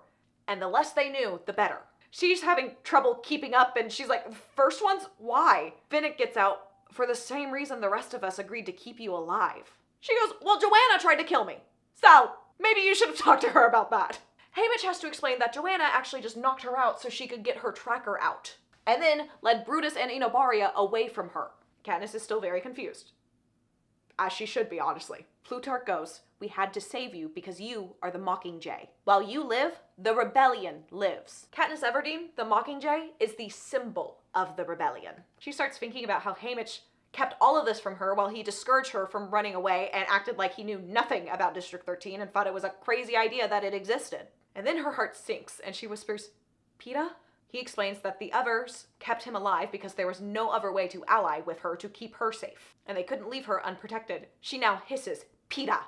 Haymitch has to tell her that Peeta was picked up by the Capitol, as well as Joanna and Enobaria. Now, she doesn't have any weapons, but she does have nails, so she lunges across the table at Haymitch, causing blood to start flowing down his face into one of his eyes. They are both screaming horrible things at each other, and Finnick has to try his best to drag Katniss out of here. Haymitch over here is having to use all his self-control not to retaliate because she is the Mockingjay. Other hands come to help Finnick, and she is now back, strapped down to the table. She starts slamming her head against the table again and again and again, and she feels a needle poked into her arm. Her head is hurting so bad, she stops banging it into the table and just starts wailing like a dying animal until her voice gives out. The drugs sedate her, but they don't knock her out, so she's just left in this in-between state just thinking about Peeta and what the Capitol is doing to him right now, because they will think that Peeta has information on the rebellion. Finnick is sitting on the table across from Katniss and says, "I'm sorry, I wanted to go back for him and Joanna, but I couldn't move." She doesn't answer him because his good intent means nothing to her. He has kept her in the dark as well, and this has all hurt Peeta. He's trying his best to reassure her it won't be as bad for Peeta because he doesn't know anything. They'll figure that out soon enough. And they won't kill him if they know they can use him against her. And as she's just staring at the ceiling, she says, "As bait? Like they're gonna use Annie as bait against you?" Finnick starts sobbing after this, and she doesn't care. He says, "I wish she was dead. I wish they were all dead, and we were too. It would be best." She has no good response for that and has no way to dispute it since she was just going around with a syringe planning to kill Peeta a few minutes ago. And all she wants now is to have Peeta back, but she knows she will never have him back now. The Capitol has him. And even if they overthrow the Capitol, she knows that it will be Snow's last action to take Peeta out before she can get him. So yes, dead would be best, but she doesn't know if Peeta will know that, and he may just try to keep fighting. Katniss gives up speaking, responding at all, refuses food and water. They pump whatever they want into her arm, but it takes more than that to keep somebody alive, once they have lost their will to live. She's even thinking maybe if she dies, they'll let Peeta live as an Avox or something, so maybe she could still save him that way.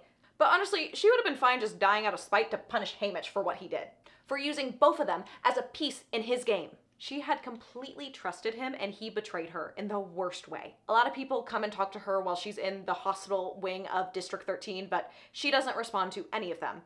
Until one day she opens her eyes and sees Gale. She knows that he will not plead or explain or think he can change her because he knows how she operates. She just whispers his name and he says, "Hey, Catnip." She notices that the side of his face has been burned recently and his arm is in a sling, and knows that something very bad must have happened back home.